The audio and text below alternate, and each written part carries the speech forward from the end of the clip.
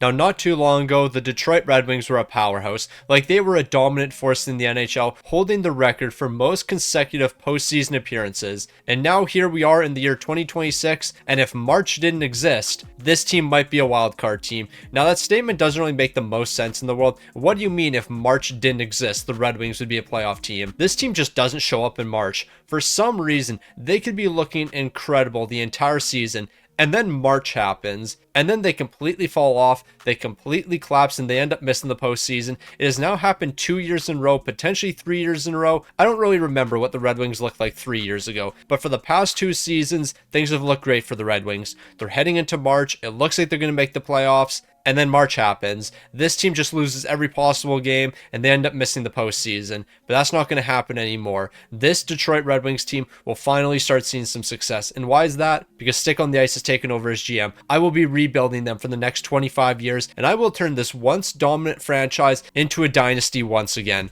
But there is one thing we have to do. We have to simulate the 2025-2026 season. I'm not going to make any moves before the offseason. I'm taking over after the season's all wrapped up. So I guess you can make the argument that technically this isn't a 25-year rebuild, but instead a 24-year rebuild. But at the end of the day, I'm just rebuilding until franchise mode ends. So let's go ahead and simulate this season that doesn't really matter. And hopefully we're the worst team in the entire league, so the St. Louis Blues can get a top 3 pick. At the end of the day, no matter how we perform this season, it actually really doesn't impact anything. Now, although this season doesn't matter, we will take a look at the standings. The Detroit Red Wings are going to be missing the postseason, and they actually were one of the worst teams in the entire league, 28th with a 36-10 record. So the St. Louis Blues could be walking away with a very valuable draft pick. Lucas Raymond's leading the way with 64 points, Dylan Larkin 55. I've seen enough. We are making moves over the offseason, with the main move being a new head coach, because there's no reason Dylan Larkin should only have 55 points. Like, what are we doing here? The Edmonton Oilers, Stanley Cup champions, beating the Toronto Maple Leafs in 7 games. The ridiculousness has to stop. Like, what am I looking at right now?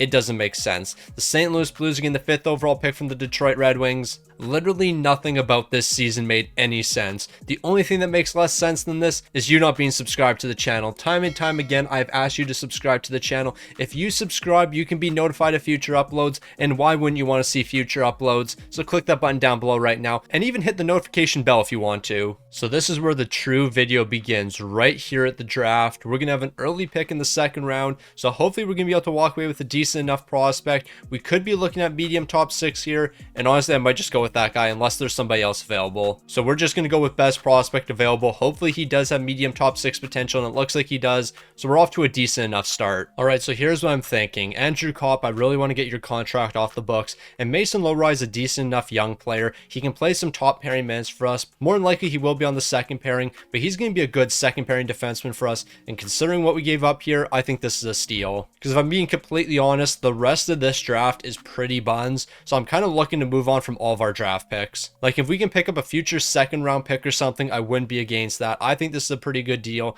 We might be able to get a 4th rounder as well, so I'm offering this package over to Buffalo, and we just fleece them. Now, although there's a ton of guys in the extensions right now, more than likely 90% of these guys are walking. Edmondson's looking for 5.7 million. I would love to do 8 seasons with you. Like, I'll even give you a no movement.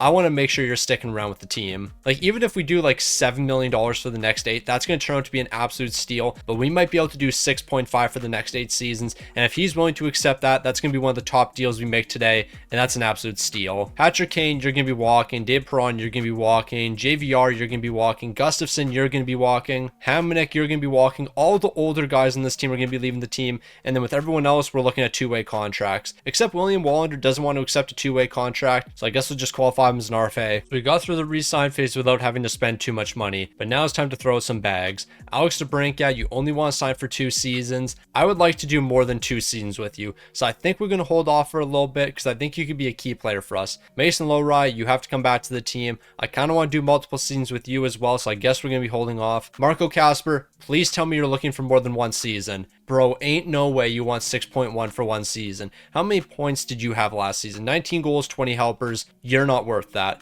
Mason Appleton, you're stick on the ice legend. I'll try to bring you back. Honestly, we might not be handing out any extensions right now. I mean, Albert Johansson, I will give you 1.6 because that's actually relatively reasonable. Nate Danielson, I guess I can give you a deal as well. But yeah, a lot of these guys are not signing reasonable contracts with me. John Gibson, you're 32 years old and 86 overall. You want 3 more seasons at 6.8 million. I actually don't hate that. If we can get this down to 6 million, I'll bring you back to the team. And 6 million for the next 3 years is honestly a contract I can work with. So with the $23 million that we have right now, who do we want to bring to the team? Who makes a lot of sense for our franchise?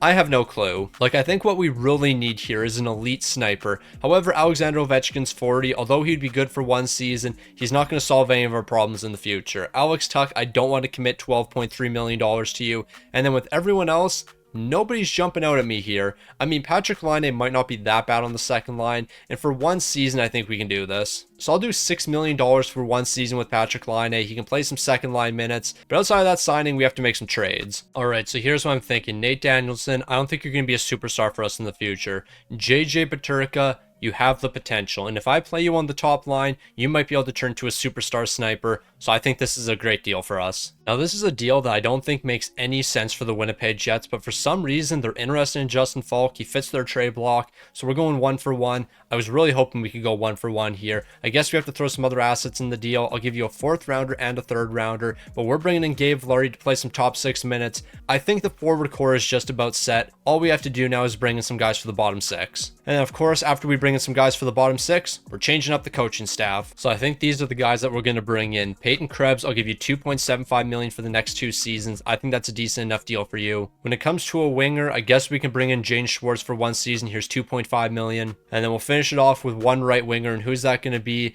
AJ Greer or Kasperi Kapanen? Who do I want to go with? Neither of you guys, because I don't want to sign you for 3 years. I didn't realize you were looking for 3-year deals. So instead, I think we'll actually just sign nobody and we'll use one of our rookies. Now, there really wasn't enough out there during the offseason for us to get some huge upgrades to this team. However, I believe JJ Peterka, Patrick Laine, and Vilardi are going to be great helps for us. Like, the top 6 scoring should be a lot better. The bottom 6 is pretty much the exact same as last season. Marco Kasper is up to an 85 overall. Who knows what's going to happen with him? If he keeps looking for $6 to $7 million, we're going to be moving on from him. Our defense's top 2 pairings are really good. We can address the 3rd pairing in the future, but for now, it's good enough. And then when it comes to goaltending, John Gibson, you're still number 1 overall. Sebastian Cossa, you're going to be backing him up this season. I expect you're going to be our number 1 in the future. But until then, we're rocking with John Gibson. Now, I'm kind of prepared for 2 different outcomes. Either A, we're competing for a playoff spot this season, or B, we're getting a top 5 pick. Based on the roster that we have right now, I feel like either of those things could happen. Also, John Tortorella is our new head coach. Doesn't really have an offensive play style, but I do believe he's a higher overall than Todd McClellan, so I mean, I guess it is an upgrade. Now, with the way the Red Wings were performing this season, I didn't want to stop at the trade deadline. It definitely had nothing to do with the fact that when we got to the trade deadline,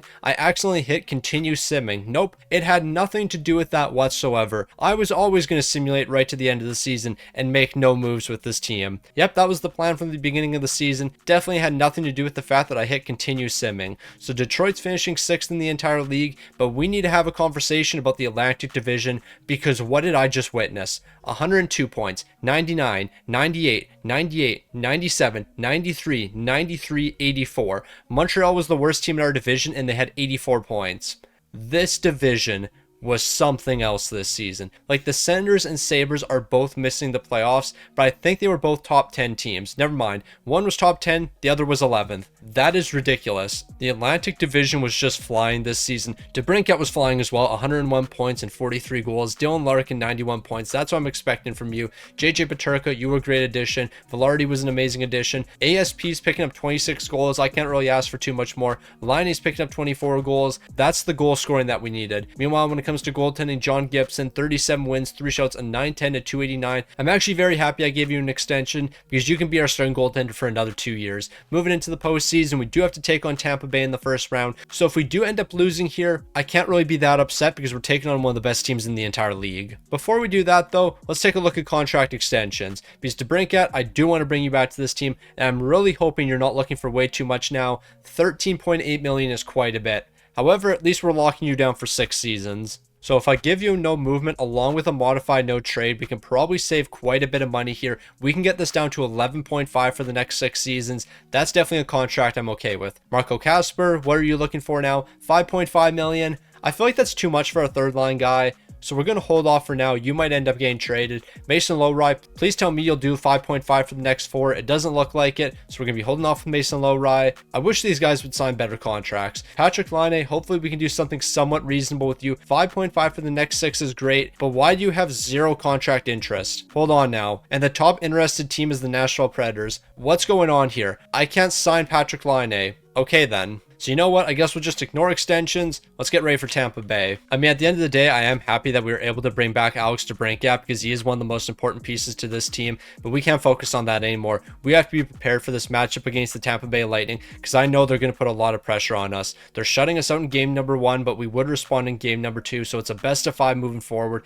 We need to win game number 3, but it doesn't look like we're doing that. Are we dropping game 4 as well? It doesn't look like it. All right, so we're not in the worst spot here. We could definitely make the comeback in this series, but we need to win game number 5, and that's what we're doing. Are we going to be taking down the Tampa Bay Lightning in our first postseason appearance of the video? It looks like it. So we're already off to a way better start than I was expecting. Moving into the second round, we're taking on the Toronto Maple Leafs. I think we can beat the Toronto Maple Leafs. I believe we can hold our own with this franchise. We've already won the first 2 games. Can we make it the first 3? It doesn't look like it. And we've now dropped back-to-back games. So once again, it's a best of 3 moving forward. And we've now lost 3 games in a row. Where's the offense gone? Like, up until these past 3 games, our offense was looking really good. Now we've scored 4 goals in the past 3 games. The offense has just dried up for us, or at least it has until now. Marco Kasper's picking up a goal in the first. Moving into the second, we're exchanging goals. Can we win the third period in order to force game 7?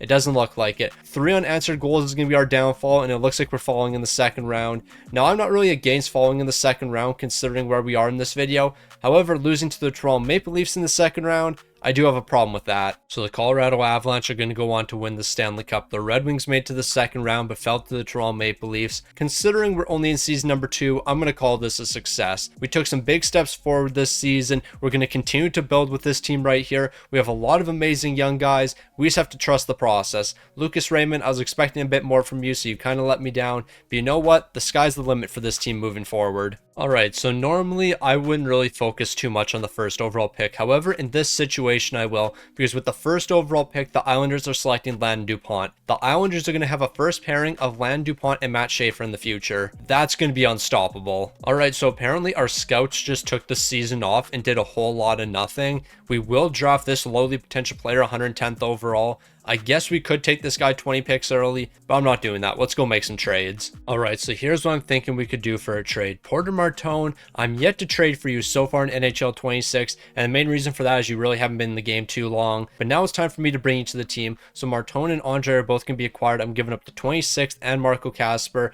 We're not going to be able to get this one done. I mean, I didn't really expect us to get Andre in this deal. Maybe we can just get somebody else for the bottom 6. Like, Tyson Forrester would not be a bad pickup here. 3.7 for 1 season, so we will have to give him a contract extension. But I think this could be a good move for us. So hopefully we can walk away with both of these assets. They're saying no. We're not too far off. If I'm going to be picking up a guy like Tyson Forrester, I am willing to trade somebody else away. Like Nygaard, I guess I could throw you into this deal. I feel like it makes quite a bit of sense. We're going to be sending that over. They're rejecting it. All we need to do is throw a 7th round pick in this deal and we'll be able to get it done. So here's a 7th round pick for 2028. Porter Martone and Forrester, welcome to the team. Now we're going to make one more trade at the draft so we can get the 107th overall pick so we can get that lowly potential player. But I do want to get a future 2nd rounder. They're saying no, so I'll give you a future 6th round pick so we can get a future 2nd. Like, at the end of the day, I'm perfectly fine with trading a bunch of 5th, 6th, and 7th round picks in order to get a 2nd. And then this 107th overall, well, it's going to be pretty valuable once we get that lowly potential player. So we'll simulate up to the 107th overall. We'll draft this lowly potential player. And then that's the entire draft for us. So with the $23 million in cap space we have, extensions shouldn't be too difficult here. Patrik Laine now has maxed out contract interest. But do I want to bring you back to the team? Because in reality, I feel like Porter Martone could probably take your spot. So I think we're actually going to let Patrik Laine walk. Mason Lowry, on the other hand, we're finally going to be able to do 4 seasons with him. That's what I've been looking for. So we'll do 4 seasons. I'll give you no movement along with a modified no trade, 50% team protection, and we'll get this down to like 4.8 million. So that's going to be a really good deal for us. Mason Lowry is coming back on a pretty reasonable contract. Tyson Forrester, I feel like we should be able to bring you in for pretty cheap. 3.9 million is a little bit expensive, but I can get this down to 3.5. I don't think you're going to accept 3.5, but it's worth the offer. And yeah, it appears that Tyson Forrester is not going to be accepting that. There's actually a pretty good chance he goes into free agency, but at least we can qualify him as an RFA. Now with everyone else, it's going to be either really cheap contracts or two-way contracts. Like Buyum, here's $900K for the next 2 years. You might play some third pairing minutes for me this season. I'm not 100% sure. Okay, so I've circled back with Patrik Laine because I think we can actually get a really good deal done. 4.9 for the next 4 years. If he accepts that he's coming back to the team, yeah, I'm not turning down that contract. I didn't like 6 million, but 4.9 is significantly better. Now, I don't think we have to make too many moves over the offseason, so we're mainly focused on extensions. ASP is going to be receiving the first one. He's looking for 10.6 million. Let's try to get this down to the $9 million range, and 9.8 for the next 3 is a lot more reasonable. So ASP, welcome back to the team. Forrester, hopefully we can do something a little bit cheaper, maybe on a 1-year deal, but now you want $4 million. And I'm just not willing to do that. Finney, you can come back for 1.7 million. You're playing some good fourth line minutes. When it comes to Porter Martone, best case scenario is we lock him down for the next 8 seasons. I don't know how possible that's going to be, but I wouldn't be against it. Like, even if I have to throw like $8.5 million at him, I wouldn't be against that. And just hold on, wait a minute. Porter Martone might be coming back. Is $9 million for the next 8 years a bad contract? Potentially, but we're going to do it. Porter Martone, hopefully you're going to be accepting that. And then Sebastian Cossa, here's $800K for 2 seasons. That's a deal you just love to see. So this is going to be the lone trade we make during free agency. Kulik and a 3rd round pick is going to be acquired. I guess we're not getting the 3rd rounder, but Forrester and Ben Sherrard are going to be sent over to Buffalo. We free up a little bit of money in this deal, but we also get a decent guy for the bottom 6 for this season. Now over the offseason, we made a couple changes, but they were for the betterment of the team. Porter Martone, when you live up to your contract, that's going to be the best deal in the NHL. The top 6 looks amazing. The bottom 6 is looking really strong as well. The defense is looking really strong, 290 overalls on the right side, and ASP and Mo Seider. Then when it comes to goaltending, that is the lone thing I'm a little bit concerned about, because John Gibson, can you be the guy for me this season? You regressed a lot more at 34 years old than I was expecting, so if you regress even more, we might have to move on from you sooner than later. I was hoping you could be our starter for another 2 seasons. I'm not too sure if that's going to be the case. And Sebastian Cossa, you haven't really progressed as I was expecting. We might have a completely new goaltending tandem next season. Now, so far this season, the Red Wings have been a very interesting team. 9th in the entire league, a 34-22-6 record, so we haven't been amazing by any means. The defense on this team isn't good, and the offense isn't good, but we're 9th in the entire league. Like, this team isn't doing anything special this season. I feel like part of that has to do with the fact that DeBrincat only has 19 goals. I am so happy we just gave this man the biggest bag possible. It also doesn't help that Porter Martone is an absolute fraud. Why am I playing Bro on the first line again? Like, this actually makes no sense. You should be significantly better than this. With the amount of ice time you're getting, I need you to have more than 28 points. But at the end of the day, we're building for the future here. I'm not looking to win a Stanley Cup this season. If we win one, I'm perfectly fine with that. But at the end of the day, we are building for the future. If we can't win this season, we'll be in a better spot next season. We'll be in a better spot the year after that. We are not rushing the process with this Red Wings team. We're taking it one season at a time. Now, I don't think we're going to make any trades here. I will check trade values, because if we want to do something, we will.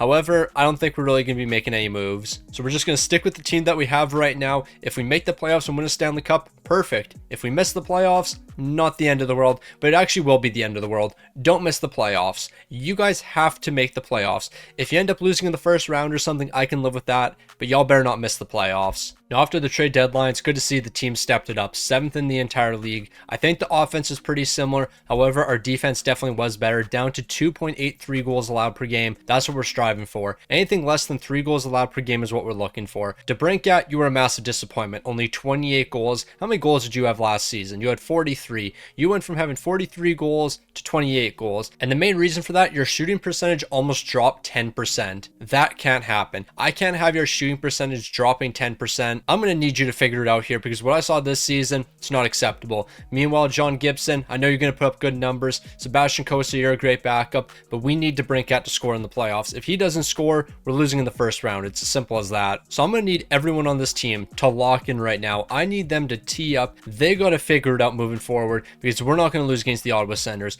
We are going to score goals, we're going to take names, and we're going to move on to the second round. We are not going to mess around with the Senators at all. We've already won 3 games. Can we make it 4 games? This is the start I was looking for. So we're off to an incredible start. Not only did we win 4 straight games, but we were scoring lots of goals. 8 goals in game number 3. DeBrincat might have figured it out. This man is likely lighting the lamp right now, but we need that to continue. We need the offense to keep on rolling, and that's exactly what's happening. We have won won 6 games in a row. Make that 7 games in a row. Can it be 8 games in a row? We won't lose. On top of the offense being spectacular, the defense has been amazing as well. We're 8-0 so far in the postseason, 4 wins away from making it to the Stanley Cup final. I was really hoping for 16-0, but that's an unlikely dream. So far, we split the series with Washington. Game number 5 is a big one, and we're going to win that one. We are 1 game away from the Stanley Cup final. Can we make it there? Yes, we can. It all comes down to this. One final series to decide it all. Can we win a Stanley Cup in year number 3? That would be the perfect start to this video, but it's not going to be that easy. After winning the first 2, we're dropping the next 2. Game number 5 is very important. We need to win game 5, and we're doing it in overtime. Now win me game 6. Win the Stanley Cup right here, right now.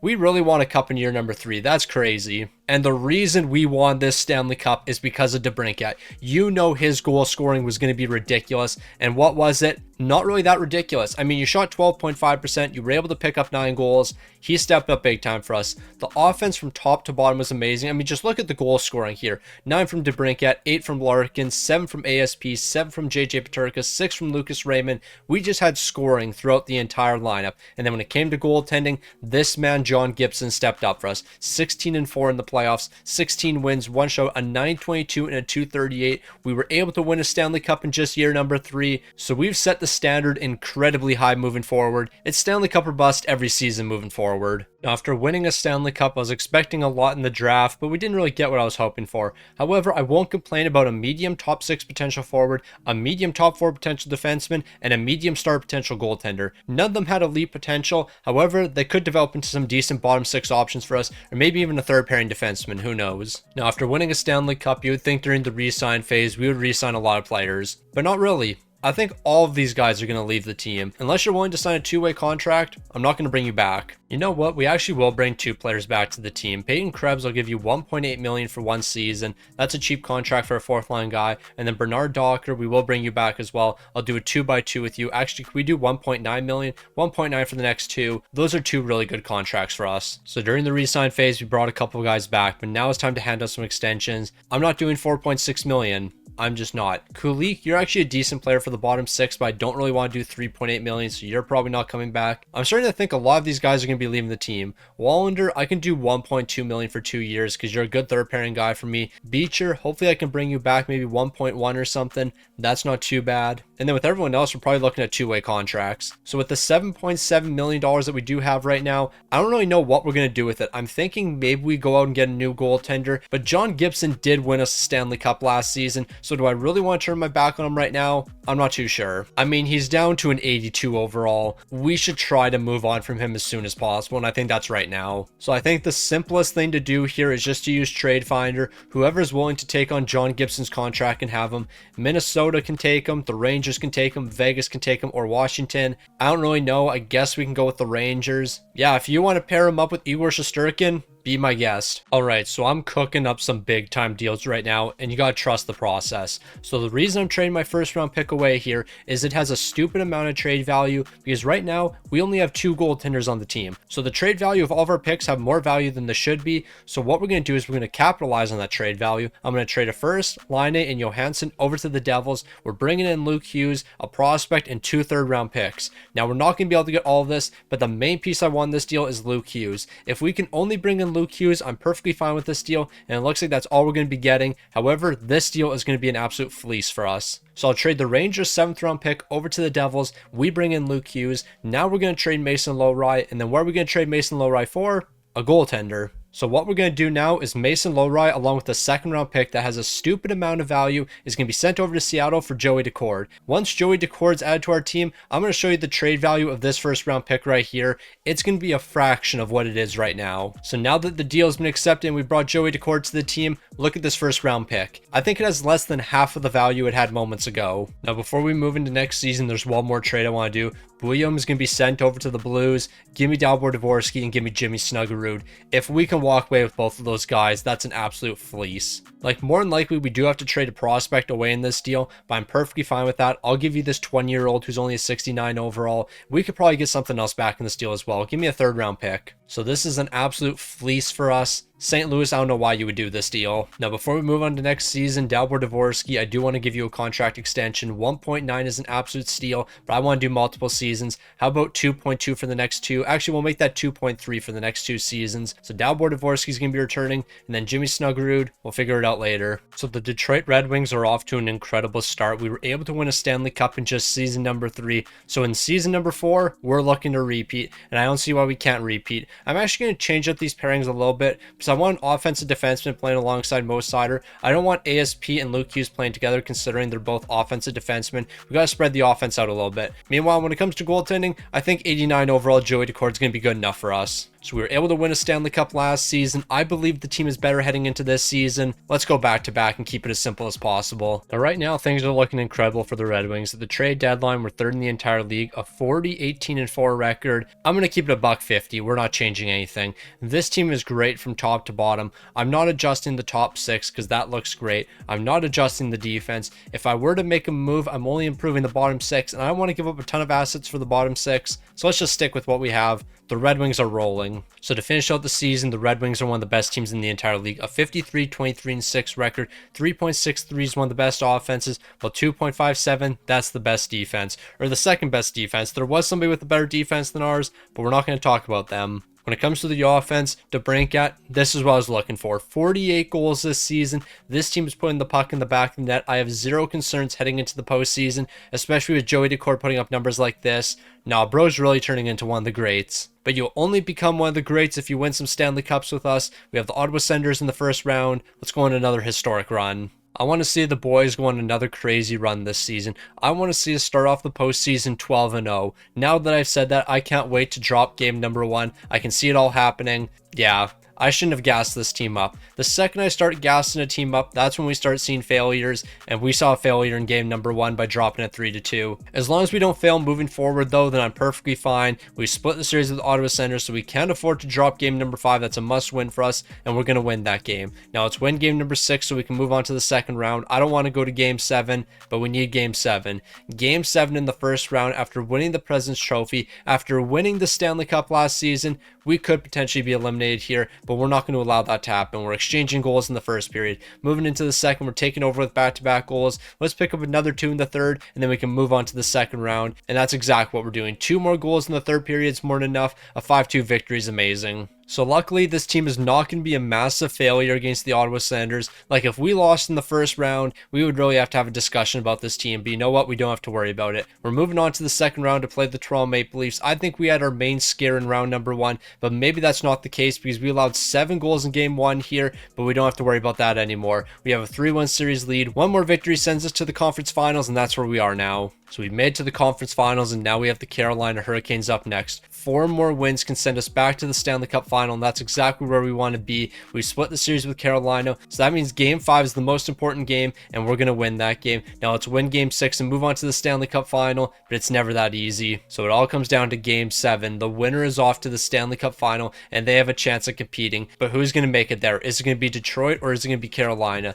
Well, we're exchanging goals in the first period. Moving into the second, it looks like Carolina's taking the lead, but I know for a fact when the third period comes around, that's when the Red Wings are going to show up, and look at what we just did. 4 unanswered goals. We were down 3-1 at one point, and then we scored 4 in a row. Now we're in the Stanley Cup final. Never for a second did I doubt this team, and here we are back in the Stanley Cup final. We're looking to complete the repeat with Joey Daccord. We might have a different goaltender, but we're looking for the same result. So it all comes down to this 7-game series right here. Can we take down the Dallas Stars? Well, I'm not 100% sure because they've been putting a lot of pressure on us, but we've been putting pressure on them. Game number 5 is obviously an important one, but it looks like we're going to be dropping that one 5-2, so we got to win back-to-back here, but I know we can do that. We've been able to win back-to-back games before, so why can't we do it again? We're exchanging goals in the first period. Moving into the second, it looks like Dallas is taking the lead, but I'm not scared in the slightest because watch this third period come back. Alex DeBrincat's picking up a big-time goal, and now someone's going to score the OT winner, and it looks like that's Porter Martone. So we're back in game 7,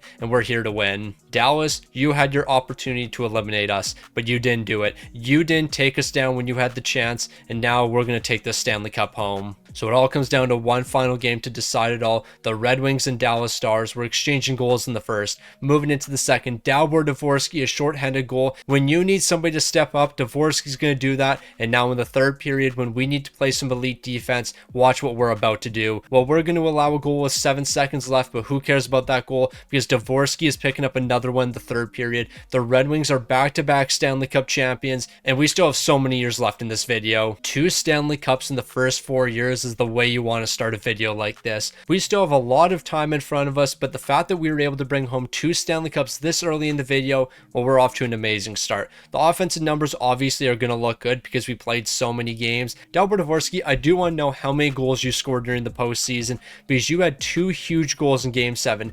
Don't tell me those were the only 2 goals you scored during the entire postseason, whereas Dalibor Dvorsky, oh, he scored 5. Oh, I'm an idiot. I completely overlooked his name. Somehow I completely skipped Dalibor Dvorsky. I went down to Finney, and then I was so confused when I saw Mo Seider only had 1 goal, and there was only 1 guy on the team who had 2 goals, being Bernard Docker. I was thinking, where's Dalibor Dvorsky? But he had 5 goals. I'm just stupid. Apparently I didn't see his name there. Joey Daccord, 16 wins, a 903 and a 291. I don't care about these numbers. The only thing I care about is the wins. And with you picking up 16 wins, that's enough for us to take home the Stanley Cup. Now, unlike last season, after winning a Stanley Cup, we're actually going to get something pretty solid at the draft. A medium-league potential defensive defenseman beginning as a 50 overall at 18 years old. If Bro continues to develop, he actually could be a good defenseman for us in the future. I guess only time will tell. Now, outside of one medium-league potential defenseman, we are going to get a low-league potential playmaker late in the draft. However, he's beginning as a 56 overall at 20 years old, so he's not developing in time. I can tell you that right now. So things are looking amazing in Detroit right now. Back-to-back Stanley Cup champions. We have lots of cap space to work with. Kulik, I'm not giving you that much money, and truthfully, I don't even want to give you $3 million, so I'm not even going to qualify you as an RFA. When it comes to one of our other RFAs being Jimmy Snuggerud, I can do 2.5 for the next 2 years. That's a great deal. So Jimmy Snuggerud, I believe you're going to be the only player we're bringing back to the team here. Peyton Krebs and Kulik are both going to be leaving. Now, thankfully, we do have a lot of cap space because we have to hand out some big extensions. JJ Peterka is going to be receiving one of those extensions. He wants $8.2 million, and that's honestly a contract I can work with. I was expecting he was going to be asking for way more, and with a no movement, we can get this down quite a bit. We can probably get this down to like $6.8 million. I like that deal for JJ Peterka. Meanwhile, when it comes to Joey Daccord, how much money do you want? You're an 89 overall. Yeah, we're just going to ride out your contract. I'm not bringing you back next season, but you're going to win us one last Stanley Cup. Meanwhile, Sebastian Cossa, hopefully I can do 3 years at like $1 million. I guess we're not getting that done. I'll do 2 years at $900K, so you can return as a backup goaltender next season. But Joey Daccord, you're going to win us one more. So we're going to make one signing in free agency, and that signing is going to be Connor Geekie. I'm going to give him $1.2 million for the next 2 years. He can be a good fourth line centerman for me. So the Red Wings have been able to win back-to-back Stanley Cups, but I think we can all agree the job is not done. We're going for the three-peat this season. The top 6 looks amazing. The top 4D looks amazing. And then, of course, goaltending is amazing. All of those things have led us to back-to-back Stanley Cups, and with everything being the exact same, why would we get a different outcome? Also, we've reached the point where there's no reason to stop at the trade deadline anymore. I'm not going to be making any moves. The team we have right now is the team we're going to finish with. So what do I really have to say here? First in the entire league, a 57, 18, and 7 record, the best offense and the best defense. We're locked in. This team's not messing around. We're going for the three-peat. DeBrincat had 60 goals this season. Lucas Raymond had 40. We have guys scoring goals here who I didn't even think would be big-time goal scorers for us. That's how dominant we are. Joey Daccord, the numbers are incredible. Let's go win another Stanley Cup. We're going for the three-peat this season. We have the Islanders in the first round, and I'm actually low-key scared of them because their first pairing, as we remember, is Matthew Schaefer and Land DuPont. Like, as long as the Islanders haven't screwed up their team, they have a Matthew Schaefer, Land DuPont first pairing. That is going to be the best first pairing for like the next decade now. That team, in theory, should be very good in just a number of seasons, but they might not be good enough quite yet. We've already taken down 3 games. Can we make it 4 straight games and sweep them? Of course not. Why would we make this simple on ourselves and sweep the Islanders? No, we have to make this a 5-game series. Of course, I would have preferred to sweep there, but I guess that wasn't in the cards for us. We're moving on to the second round, and now we have the Montreal Canadiens.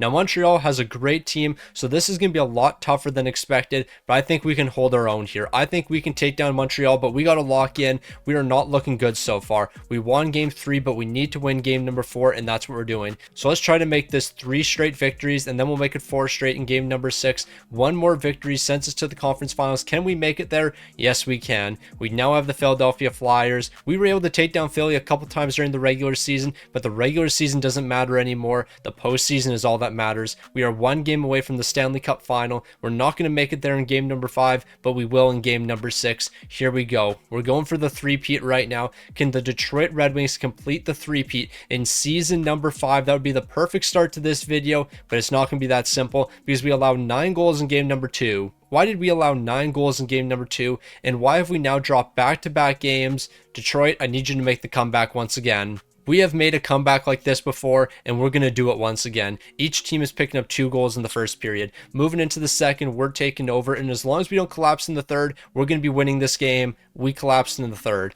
I need somebody to wake up for us. I need somebody to pick up the big-time goal in game number 6. Who is going to be doing that? Dylan Larkin. I shouldn't be surprised. Dylan Larkin is stepping up big time for us, and now we have game 7. Just like Dallas, Vegas had the chance to eliminate us, but they didn't do that. They didn't take us down when they had the opportunity, and because of that, we're going to beat them in game 7. The Red Wings are going to be Stanley Cup champions. We're exchanging goals in the first period. We picked up 2, and then they picked up 2. Moving into the second, we might be trailing, but you know what's going to happen in the third? The offense is going to wake up, and we're going to win this game right here. Or maybe we're not. We're falling in game 7 against the Vegas Golden Knights. We went scoreless in the third period. That's not the way I want to go out. That is a heartbreaking loss right there for the Detroit Red Wings. We had a chance at completing the three-peat, but we're going to be falling in game 7 of the Stanley Cup final.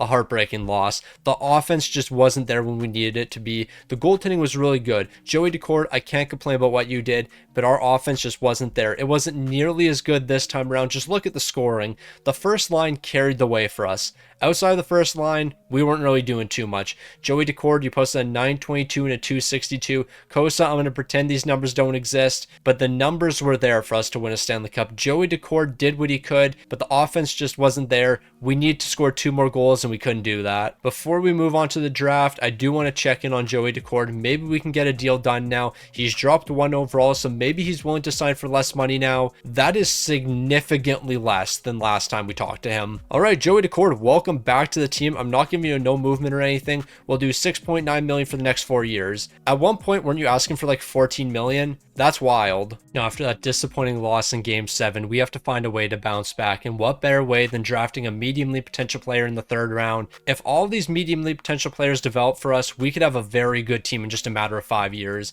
I mean, we have a really good team right now, but it could be way better. Like, we might even get 1 more medium league potential player right here. If we can walk away with 2 in the same draft, that's crazy, but unfortunately that's not happening. All right, so I didn't realize how many players' contracts are ending at the same time. So Finney, more than likely you're not coming back to the team. I can't do 3.2 million. I can qualify you for 1.7, but I can't do 3.2. Bernard Docker, Beecher, all of you guys have to walk. Unless you're signing a 2-way contract, you're not returning to this team. Because yeah, let's just say there's a handful of players that need extensions, and a lot of these guys are going to be looking for some hefty contracts. You know what? We can bring Beecher back to the team for 1.8 million. He played some good 4th line minutes last season, and at that price tag, it's not going to affect us too much. So we have $11 million in cap space. When it comes to extensions, we can spread out that $11 million. Dylan Larkin, you're 33 years old. You want $16 million. I don't know how I feel about that. I feel like committing that much to you at 33 years old isn't the right decision, so we're going to hold off with that one. Mo Sider, I'd be willing to do a long-term deal with you.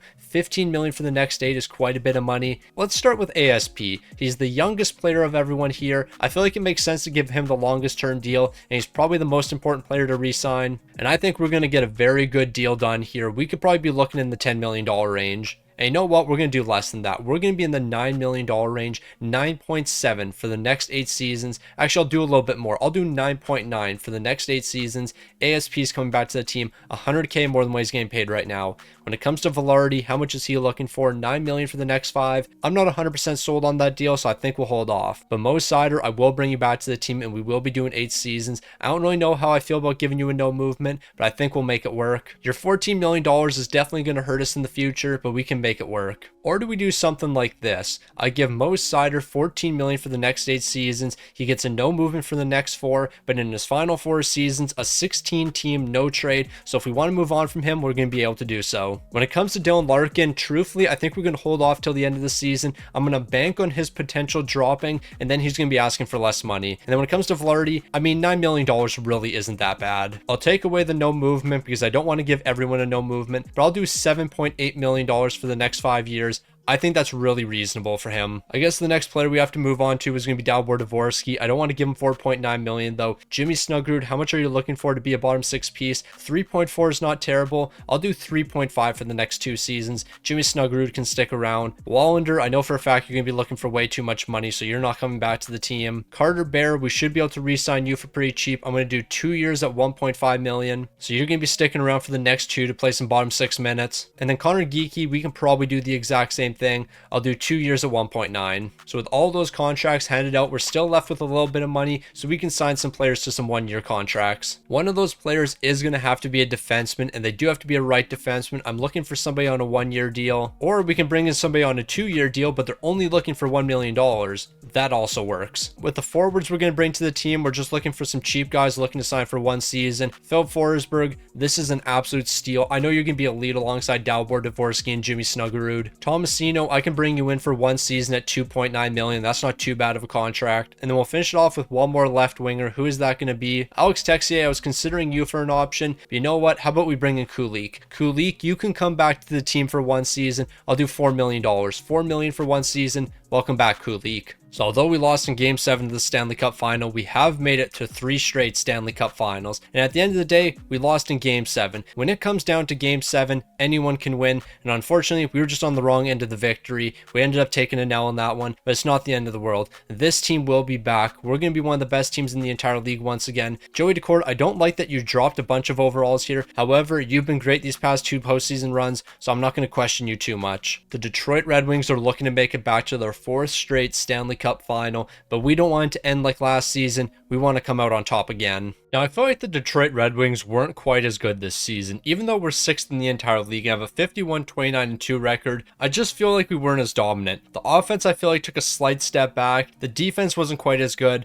Across the board, I don't think this team was quite as good. Even though we are still one of the best teams in the entire league, and we had 2 100-point scorers, we just don't feel like that dominant team of the past. I don't really know what's changed here, but we're not quite as dominant. I don't know if that's going to affect us in the postseason. I guess only time will tell. We're taking on the Ottawa Senators in the first round. Obviously, it's going to be a tough matchup for us, but I think we can hold our own with the Senators. Like, I don't know what it is about this season's Red Wings team, but I don't think they're quite as good. They just don't seem quite as dominant. I don't know what it is. Like, they have a very similar record to last season, but I don't really have the most faith in the world with this team. I guess they can always prove me wrong, and they're doing that so far. They're dominating the Senators, but we're not going to take them down to sweep, because why would we do that? I guess it's going to be a 5-game series, or maybe even a 6-game series. Whatever you do, don't blow a 3-0 series lead. We can't do that, and luckily we don't have to worry about it. So we're moving on to the second round, but the Senators definitely put some pressure on us. We have the Montreal Canadiens up next. I'm concerned. Like, that's really all I can say here. I don't have the most faith in the world, and clearly that is for a good reason.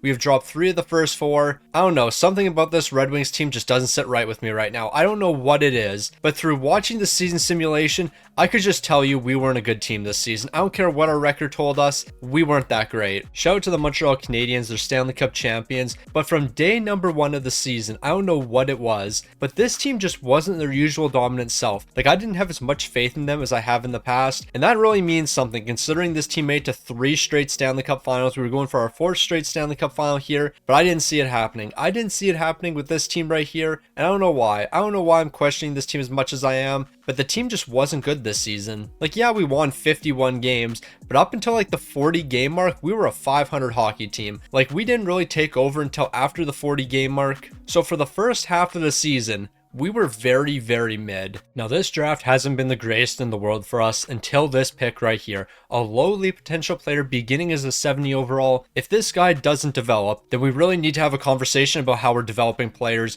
He's starting as a 70 overall. we can't miss with him. Now moving into the offseason, I guess things sort of went according to plan. Dylan Larkin has dropped to elite potential. He's only an 82 overall. He's looking for 2 more seasons at 13 million. I think I can do this. Dylan Larkin, you can be a top line player for 2 more seasons, but after that we will have to move on from you. I think $12 million for the next 2 years is pretty fair. Hopefully you're going to be accepting that. When it comes to basically everyone else though, you're all going to be walking because we can't afford you. Also, Reimer's going to be jumping into the lineup. He's up to an 80 overall at 20 years old. I have big expectations for him. Now, things could get a little bit difficult when it comes to extensions because Lucas Raymond, you 100% need one. And 13.1 million is actually very reasonable. So Lucas Raymond will be coming back to the team, but do I want to do 8 seasons with him? Because 8 seasons is basically going to have him locked down until he's 38 years old. I kind of see the vision here. We're going to change the clause a little bit. Like, we're going to have this a little bit reduced. 20 team no trade in the final 4 seasons. So if we have to move on from Lucas Raymond, we're going to be able to do so.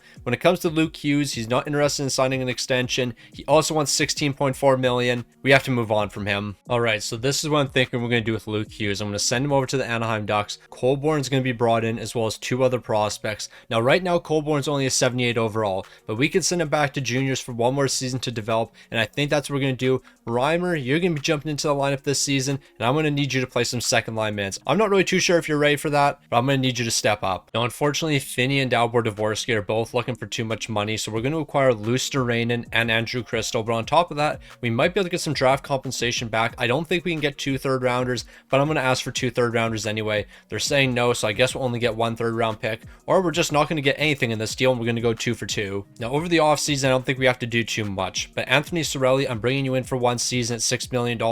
I think you can be a good bottom 6 player for us, and then with the remaining 3.2 million, we're going to acquire another defenseman. All right, so this is what I'm going to try for our final move. Luster-Rainen, originally you're going to play some bottom 6 minutes, not anymore. We're trading you away along with 2 other prospects. Albert Smits, welcome to the team. We just brought in Smitties. We're definitely winning a Stanley Cup. Also, it appears we can re-sign Kosa for $825K, so I'll definitely do that for him to be our backup goaltender. As an 82 overall and only 28 years old, he definitely fills that role perfectly. So after last season's struggle, I'm kind of hoping a lot of players can take the next step here. Like, I don't know what it was about last season's simulation, but when I was just watching the simulation, this team was not giving me a lot of hope. Even though we're an incredible team right now and we have a lot of amazing pieces, last season there was something wrong with us. Maybe it's the fact that Joey Daccord is completely falling off. I don't know what it is, but something about this team just isn't sitting right with me. We're going to give Joey Daccord 1 more season in between the pipes, but if he does let me down, we're moving on from him next season. Like last season, Joey Daccord didn't look the greatest during the postseason, but I don't think anyone on our team really did look that great, so I can't put the blame on one man. We ended up winning a few more games this season, but as a team, we just seem so much better this season.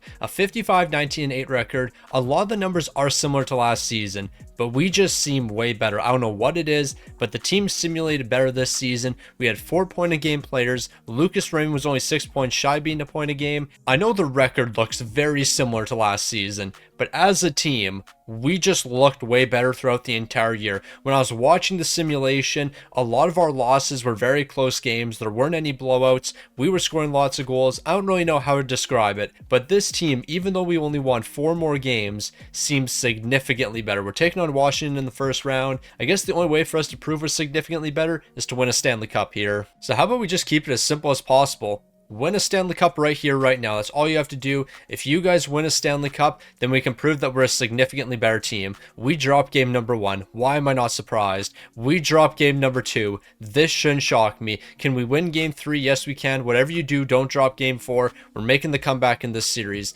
We need to win game 5, though. It's a best of 3 moving forward, and we're winning that one 7-4. I think we should be able to close this series out now, but let's do it in game 6. I don't want to go to game 7. Yeah, we're rolling now. It was a tough start to the postseason, but it looks like we've woken up. We're moving on to the second round to take on the Toronto Maple Leafs, and I refuse to lose to the Toronto Maple Leafs, so we're going to take them down a sweep and then move on to the conference finals. It's not quite going to be a sweep, but you know what? I'll take a 5-game series. We're moving on to the conference finals because we're not falling to Toronto. So we've made it back to the conference finals, and we have the New York Islanders ahead of us.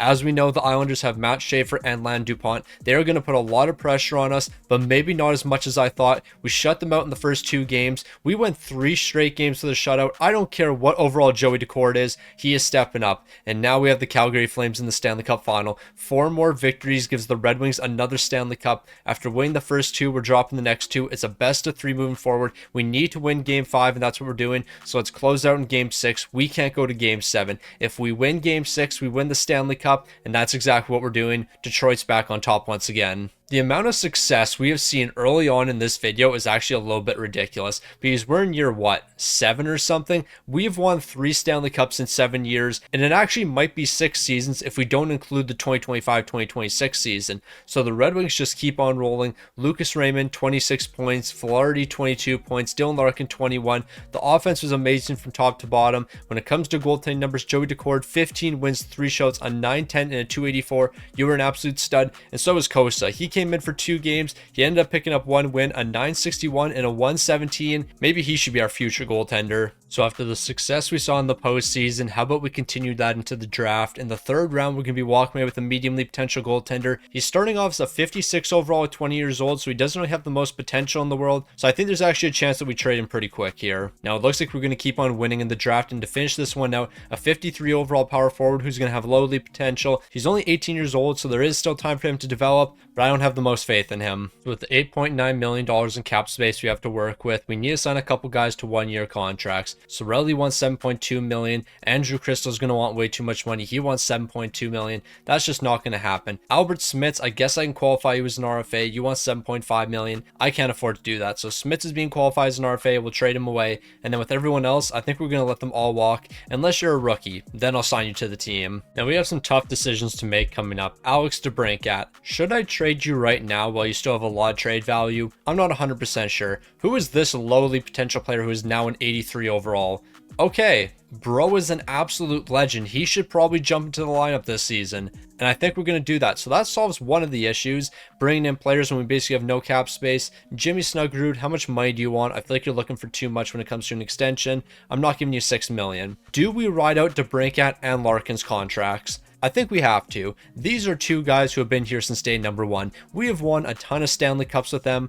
We're keeping both of them around for 1 season. We'll figure out extensions and everything next season later on. I mean, Carter Bear, I guess I can give you $2.8 million. That's not too bad of a deal. And then Connor Geekie, maybe I can do something similar. $2.8 million for the next 3 years. We can make that work. All right, so here's what I'm thinking. Smits and a 7th round pick sent over to Columbus. Chisholm's going to be brought in to play some 3rd pairing minutes. We're also bringing in Rudy Hart. I think he could be a good bottom 6 player. Maybe he'll play some top 6 minutes in the future. I guess only time will tell. Also, when it comes to Rudy Hart, how about we give him a 2-year extension, $2.6 million. Now, Joey Daccord, I have to thank you for the Stanley Cups that you've won with the team. However, you've dropped to an 81 overall. I don't know if I can trust you for this upcoming season. Your reflexes have completely fallen off, so it's time for us to move on from you. I'm going to package up you along with a 3rd round pick. Dennis Hildeby, I'd like to bring you in for 1 season. Of course, we're going to have to throw a 2nd round pick into this deal, but that's not the end of the world. Because we can bring you in for 1 season. You're an 86 overall. More than likely, you're not going to be returning to the team next season, but you can win me a Stanley Cup this season. I'm not worried about next season right now. I'm only focused on this season coming up and us winning a Stanley Cup. So Dennis Hildeby, I'm not even worried about giving you a contract extension. We'll worry about that at a future time. Honestly, I don't even know if I want to give you an extension, because how old are you right now? You're 30 years old. I guess depending on how much you want, we could probably get something done, but I feel like 8.8 is a little bit too much for you. Now, before we move into next season, we do have $12 million in cap space, and how about we try to capitalize on that? So Ryan Leonard, how about I give you a 1-year deal? I'll give you $12.5 million. Actually, I can't do that. I'll just give you $12.125 million for 1 season. Maybe you can play on our team somewhere. I have no clue where you're going to play. Like, I don't even think this deal makes any sense, but you could probably play some bottom 6 minutes or something. So last season, we saw some great success with the Detroit Red Wings, and I think that success is going to be replicated this season. The team is looking fantastic. I actually believe we're better than we were last season. So if that's the case, how about we go back to back and get another Stanley Cup? Now, after the success we saw last season, I was hoping we would be able to run it back as the President's Trophy winners, but that's not going to be the case. 2nd in the entire league, a 49, 18, and 15 record. We were questionable this season. Like, I don't like all the overtime losses, but at the end of the day, I don't care for losing games 3-on-3, because once you get to the playoffs, 3-on-3 losses mean absolutely nothing. DeBrincat only had 90 points, Lucas Raymond 89 points, Dylan Larkin less than a point a game. This next offseason is going to be very interesting because we're going to have to rebuild a lot of the key pieces on this team. Our top six is going to have to be rebuilt. Our goaltending is going to have to be rebuilt. There's a lot of questions we have to face over the offseason, but right now, we don't want to worry about those questions. We just want to worry about the Pittsburgh Penguins because that's who we're taking on the first round. Like, we have to understand, next season means absolutely nothing right now. The only thing that matters is this postseason run. We can address things later, but we have to focus on taking down the Pittsburgh Penguins and then whoever we face in the second round, because we're moving on to the second round after this game number 5 win. So let's go ahead and move on. We can worry about the offseason when the offseason comes around, but right now, we're not in the offseason. We're actually in round number 2 of the postseason, and we're taking on the Montreal Canadiens. Now, Montreal always seems to put up a big fight against us, but maybe not this time. We're scoring 6 goals in game number 1. We're winning game 2 as well. Can we sweep Montreal? We're not playing around. 8-1 so far in the postseason. We don't plan on losing. So things are looking really good right now. Can we pull off back-to-back sweeps? It's not going to be back-to-back sweeps, but we'll take Washington down 5 games, and we can move on to the Stanley Cup final, where we're going to match up against the Vegas Golden Knights. 4 more wins is all I need. How about we sweep Vegas and move on? But it's not going to be that simple. We have to take them down game number 5 and then take them down in game number 6, because like always, when we're in the Stanley Cup final, we don't go to game 7. The Detroit Red Wings back on top once again, Stanley Cup champions once again. It only makes sense. Nah, but this is low-key getting out of hand. How many Stanley Cups have we won now? 4 Stanley Cups in a matter of like 8 seasons or something. This team is something special. We refuse to lose. DeBrincat, Dylan Larkin, Porter Martone. I think I have to bring both of these guys back next season. I don't care if they are regressing on me. Dylan Larkin and DeBrincat are both coming back next season. Dennis Hildeby, I'm going to try to bring you back as well. 4 Stanley Cups so far in the video, and we haven't even hit the 10-year mark. So I guess before we move on, let's go double check on these guys. DeBrincat, how much money do you want when it comes to an extension? You're looking for $12.7 million. How about if I do a 1-year deal and I give you a no movement? I think we can get this down to probably $12 million, and honestly, I would be perfectly fine with that, but let's get it a lot lower. Can we do $11 million? $11 million for 1 season. Alex DeBrincat's coming back. And then on top of DeBrincat, I think we have to bring Dylan Larkin back to the team. Of course, we're doing 1 season as well. I'm giving him a no movement, and we're going to get this down to $9.5 million. So $9.5 for Dylan Larkin for 1 season. He's coming back to the team. DeBrincat's coming back to the team. We're running it back with a lot of the same pieces. And one of those pieces could be Dennis Hildeby, because he was really good, and $6.9 million is a contract I can work with. But let's save some money. I think we can get this down to $6 million. Okay, $6 million for the next 4 might be a little bit of a stretch, but 6.3 is a reasonable contract, so he's returning as well. Now, I don't know how long Dennis Hildeby is going to be our starting goaltender moving forward, so in the event we need a new goaltender, Damian Nielsen might be the guy. Right now, he's only a 48 overall, but there's lots of time for him to develop. But still, the fact that he's a 48 overall isn't giving me the most hope in the world. Alright, so I didn't check in on the retired players page. I'm starting to think somebody did retire on us, and it looks like that is the case. Dylan Larkin's going to be calling it a career. He's not going to be returning to the team for another season. How could he abandon me like that? I just gave him a contract extension, and then he said, nah, I actually don't want to return. So Ryan Leonard, do you want to run it back with the boys 1 more season? $11 million for the next 7 isn't that bad of a deal. And this is actually very interesting. Hold on, do I actually do this? Ryan Leonard, I could bring you in. We can do like $9.8 million for the next 7 seasons. Welcome back to the team. I didn't plan on bringing you back, but that contract just makes a lot of sense. Jimmy Snuggerud, more than likely you're leaving the team. I don't want to commit $3 million to you. Chisholm's going to leave as well, and then we'll sign all these rookies. Now, before we go spend our $12 million in free agency, we should make sure we bring a handful of guys back to the team. One of those players being Edvinsson. I don't want to give him a full no movement, so I'll make it reduced in the final couple seasons. I'll give him a 16 team, no trade, and we're also going to get this money down a little bit. Maybe we can get it down to $12 million for the next 8. I think that's pretty solid for him. Moving on over to JJ Peterka. Honestly, I think we let him walk because I feel like he's going to be looking for too much. I'm not a big fan of $9.5 million, so Peterka, you will leave after this season. Reimer, I will keep you around though because I think you can be a great defenseman. And I guess the question is, if I give Reimer $7 million for the next 8 seasons and a no movement, can he be one of our top defensemen? I believe he can. So here's 7.2 for the next 8 seasons. With the way he's developing, I can only imagine he's going to turn to a star. Now at first, I wasn't 100% sure who was going to be able to replace Dylan Larkin, but now I have 0 questions on who's replacing him. Stenberg, here's $10.3 million for the next 2 seasons, and as long as you join the team, That solves our problem. So we didn't have to make too many adjustments over the offseason. I have no clue whether or not the lack of center depth is going to hurt this team or not, but we're going to vibe anyways. I believe we have a good team here. I believe everyone can step up once again, and I know we can get another Stanley Cup. Dennis Hildeby just had the craziest fall off of all time. He was an 86 last season. He won a Stanley Cup after putting up great numbers. Why on earth did he drop an overall? You know what? I'm not going to question it. Kosa, you might be the starting goaltender once the postseason comes around. Honestly, I have no clue. Like, whether or not Dennis Hildeby or Kosa is the starting goaltender, I don't think it really matters.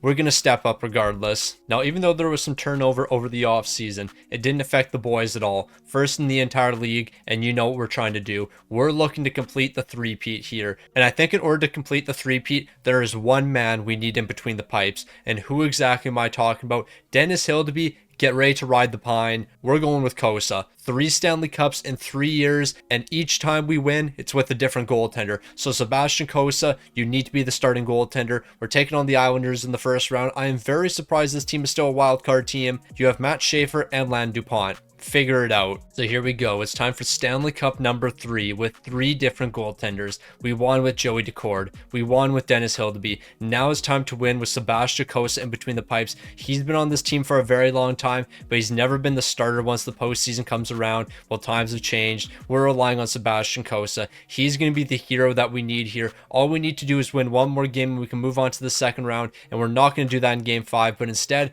we're going to do that in game number 6. We'll win game 6 and we're moving on to the second round. Nothing to be concerned about. The offense is looking pretty solid right now. I think the defense could use a little bit of work, but I'm not going to question things too much. We have the Montreal Canadiens once again. We know what we have to do. We've been able to take down this franchise a handful of times. However, they usually compete against us. They usually put on a lot of pressure, so we need to be prepared here. We've won 2 of the first 3, but unfortunately we're dropping game number 4, so it's a best of 3 moving forward. Game number 5 is a must win for the boys, and we're dropping it 4-3. We can't go out like this. Whatever y'all do, don't go out like this. We cannot fall to the Montreal Canadiens here. We need to start lighting the lamp, and we need to win this game right here. And just when I thought we were down and out, we're actually off to overtime. I honestly thought all 3 goals were scored by Montreal. I thought we lost this game, but we have not lost yet. We're probably going to lose in overtime, though, because Demidov's picking up the OT winner. Yeah, I kind of saw that coming. Sebastian Kosa, I would like to apologize. You were thrown into a tough position. You were our starter for a majority of the regular season, but you weren't ready for the bright lights during the postseason.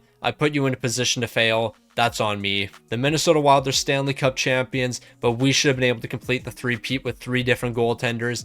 But maybe that's not sustainable. Maybe we should just get one goaltender and hold on to said goaltender for 8 or 9 years. Maybe we shouldn't be changing goalies every season. I feel like that's not a very smart idea, but you know what? That's just what we've been doing. Lucas Raymond, DeBrincat, Velarde. The offense was there, but it wasn't quite as good. You know what? There actually is one man we can blame for all of this, and it's a man that's not on the team anymore. Dylan Larkin, this is your fault. If you didn't abandon the franchise, none of this would have happened. Hildeby, I need to trade you now. What is this regression? You were an 86 last season, and you're down to an 81 one season later. Now that doesn't even make sense. Now things are working out for us pretty well during the draft. In the second round, we're securing a medium league potential player, but there is a very good chance Bro gets traded immediately because we have to embrace a new team moving forward. A lot of the guys in our top 6 are incredibly old. We have to retool things slightly. On top of one medium league potential player, we're also going to get one low league potential player. Cross, we'll see what happens with you. So Alex DeBrincat, I want to thank you for the amazing seasons. JJ Peterka, the same to you. But it's time for us to reevaluate things.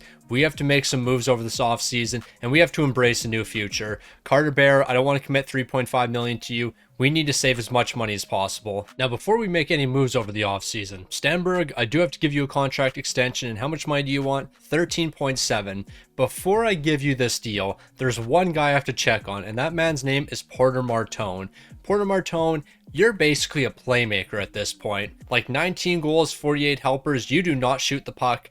So do I need Stanberg? I'm not really 100% sure. Like, Porter Martone's a very confusing player. For a power forward, Buddy picks up quite a few assists, and he does not score goals in the slightest. So maybe we don't bring Stanberg back and Porter Martone just becomes a playmaker. I don't really know what the plan is. Also, Hart, I don't really know what we're going to do with you either. Like, you're a good enough player. Okay, you're leaving the team. I'm not giving you 9 million. That's not happening. Colborn, I have no clue how much you're looking for, but we might be trading you away. But 6.6 million is actually pretty solid. So we're going to hold on to you. For the next couple seasons, you're going to play some third pairing minutes, but eventually you will be moving up in the lineup. Also, when it comes to this lowly potential superstar right here, here's 2.5 million for the next 2. Alright, so we're going to pull off some pretty big moves here. The first thing we're doing is Dennis Hildeby. I'm sending you over to Chicago. We're going to swap 7th round picks. But basically, I just want you to take on Dennis Hildeby's contract. Now, this is a huge deal for us. So Colorado, you're interested in this mediumly potential goaltender. You're going to give me 2 third round picks. Our first round pick is going to skyrocket in trade value. We'll make a couple trades to make our team better. I am cooking. I still thought our pick would have more value than this. Like, I mean, it's more value than before, but still. This isn't that great. Alright, so here's what we're going to do with our first round picks. I'm going to ship them over to Seattle. Omen and Collins are both going to be brought in for 2 first round picks. This is a steal. Our first round picks really shouldn't have that much value. I'll throw in a second rounder as well. If I have to throw in 2 seconds, I will, but it doesn't look like it. Now we're going to move over to San Jose because I think they have a goaltender I want. And unfortunately, the goaltender I want has a no movement. I was going to trade for Askarov, but I guess we're not doing that. Alright, so I think I found our future goaltender, Spooner. Ned Spooner right now is an 82 overall. But I think he has potential. I think he could be a star for us. So welcome to the franchise. Now, when it comes to Spooner's contract extension, he's looking for 1.8 million. Honestly, I think we should do an 8-year deal here. If we lock him down for the next 8 years, it's going to be $6 million. I think that's an incredible deal. I'll do $6 million with a no movement in the final 5 seasons. That's how confident I am that he's going to be an absolute superstar for us. We'll actually end up doing more than that. We're going to do 7.5 million. We actually can't do 7.5 million. Okay, 7.1 for the next 8 seasons. I'll take 1 season off just so we're 100% sure we can get this done. I don't know if this is a good decision. I feel like it isn't. All right, now I'm going to keep it a $1.50 with you. I think these next couple seasons are going to be rough because Porter Martone, you don't really score goals. Ryan Leonard, you don't really score goals. So 2 of our key players moving forward don't score goals. Stenberg, you don't score goals. Lucas Raymond, I don't know what your goal scoring numbers have looked like these past couple seasons. You've actually been a really solid goal scorer, so I'm not going to complain. But there's a lot of high overall players on this team that do not shoot the puck and do not score goals. So this season could be a little bit questionable. Luckily, we have a handful of high overalls on the team, but yeah, I'm a little concerned. When I say I'm a little concerned, I mean I'm very concerned. Unless some of these guys learn how to shoot the puck, there's a chance we miss the playoffs, even though our team looks incredible. If you don't shoot the puck and you don't score, you can't win. Now, what can I say? I am pleasantly surprised with the Red Wings, second in the entire league. The only reason Toronto's ahead of us is because they won more overtime games, not more regulation games, because we actually won the same amount of regulation. They won 2 more overtime games than us. When it comes to our offense, I believe that was one of the best in the entire league, and it was the second best offense. And then on top of that, did we have the best defense? Yes, we did. Why is Detroit so good? I was not expecting this team to be this good this season, but they locked in. Omen was a great pickup for us, 37 goals, but just look at the goal scoring numbers here. I am pleasantly surprised with this team. Like, we had 5 20 goal scorers here. Porter Martone, you're kind of a fraud. I'm just going to keep it a $1.50 with you. I don't plan on bringing you back when your contract expires. We have you for 1 more season after this one. But yeah, this team is questionable. I think the fact that we're lacking a true goal scorer is going to hurt us. I forgot I turned auto-rotate goaltenders to off so Sebastian Cossa would play in the postseason last season. And because of that, Spooner played every game this season. So I guess we'll see how that goes. So for the 4th year in a row, we're rocking a different goaltender in the postseason. Is that going to backfire on us? Only time will tell. We've already lost game number 2, which isn't the greatest sign in the world, but I think we'll bounce back from that. We're winning game 3 and we're winning game 4. So all we have to do is win game 5 and then we'll be moving on. And I don't think that should be too difficult for us. Detroit's looking like one of the top teams in the league right now. And just like that, we're moving on. So we're moving on to the second round, and well, the Toronto Maple Leafs, a team that we 1000% won't lose to because we don't lose to the Toronto Maple Leafs. We dropped game number 1 and we dropped game number 2. Y'all better not lose game 3. Luckily, we're not losing game 3, but we're down 3-1 this series, so we're likely going to be falling to the Toronto Maple Leafs here.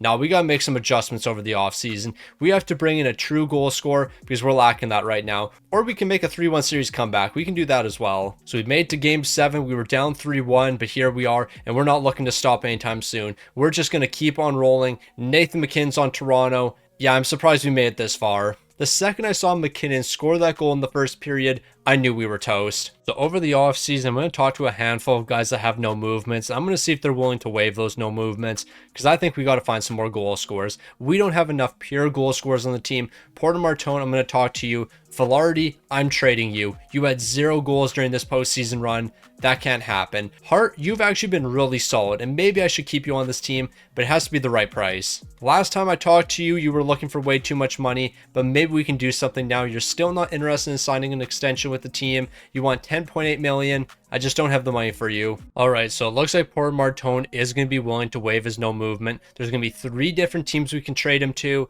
I'm actually really happy about that. So Porter Martone will be moved. Another guy I want to talk to, Ryan Leonard, because moving on from him probably wouldn't be the worst thing in the world. But outside these 2 guys right here, there actually is somebody else. Ryan Leonard, is there 2 teams that you'd be willing to be moved to? It looks like it. Okay, we're going to be able to move on from a handful of players. Now, the final guy I'm thinking about moving on from, Edvinsson, because we have a lot of great players on the left side. I don't think we really need him anymore. Is there 2 teams you're willing to be moved to? It doesn't look like it. I mean, we can stick with him for a couple more seasons. That's not the end of the world. But when it comes to Ryan Leonard, which 2 teams is he willing to be traded to? The Boston Bruins and the Edmonton Oilers. Okay, I think I can work with that. When it comes to Porter Martone, it looks like it's the Boston Bruins, Edmonton Oilers, and the Toronto Maple Leafs. All right, so here's what I'm going to do with Ryan Leonard. I'm going to trade him for Boston's 2nd overall pick. We're bringing in a 76 overall sniper. We're going to give bro a couple more years to develop. The main reason I'm doing this deal is to free up 9.6 million. So we're going to try to move Porter Martone over to the Toronto Maple Leafs, and they're honestly a very interesting team.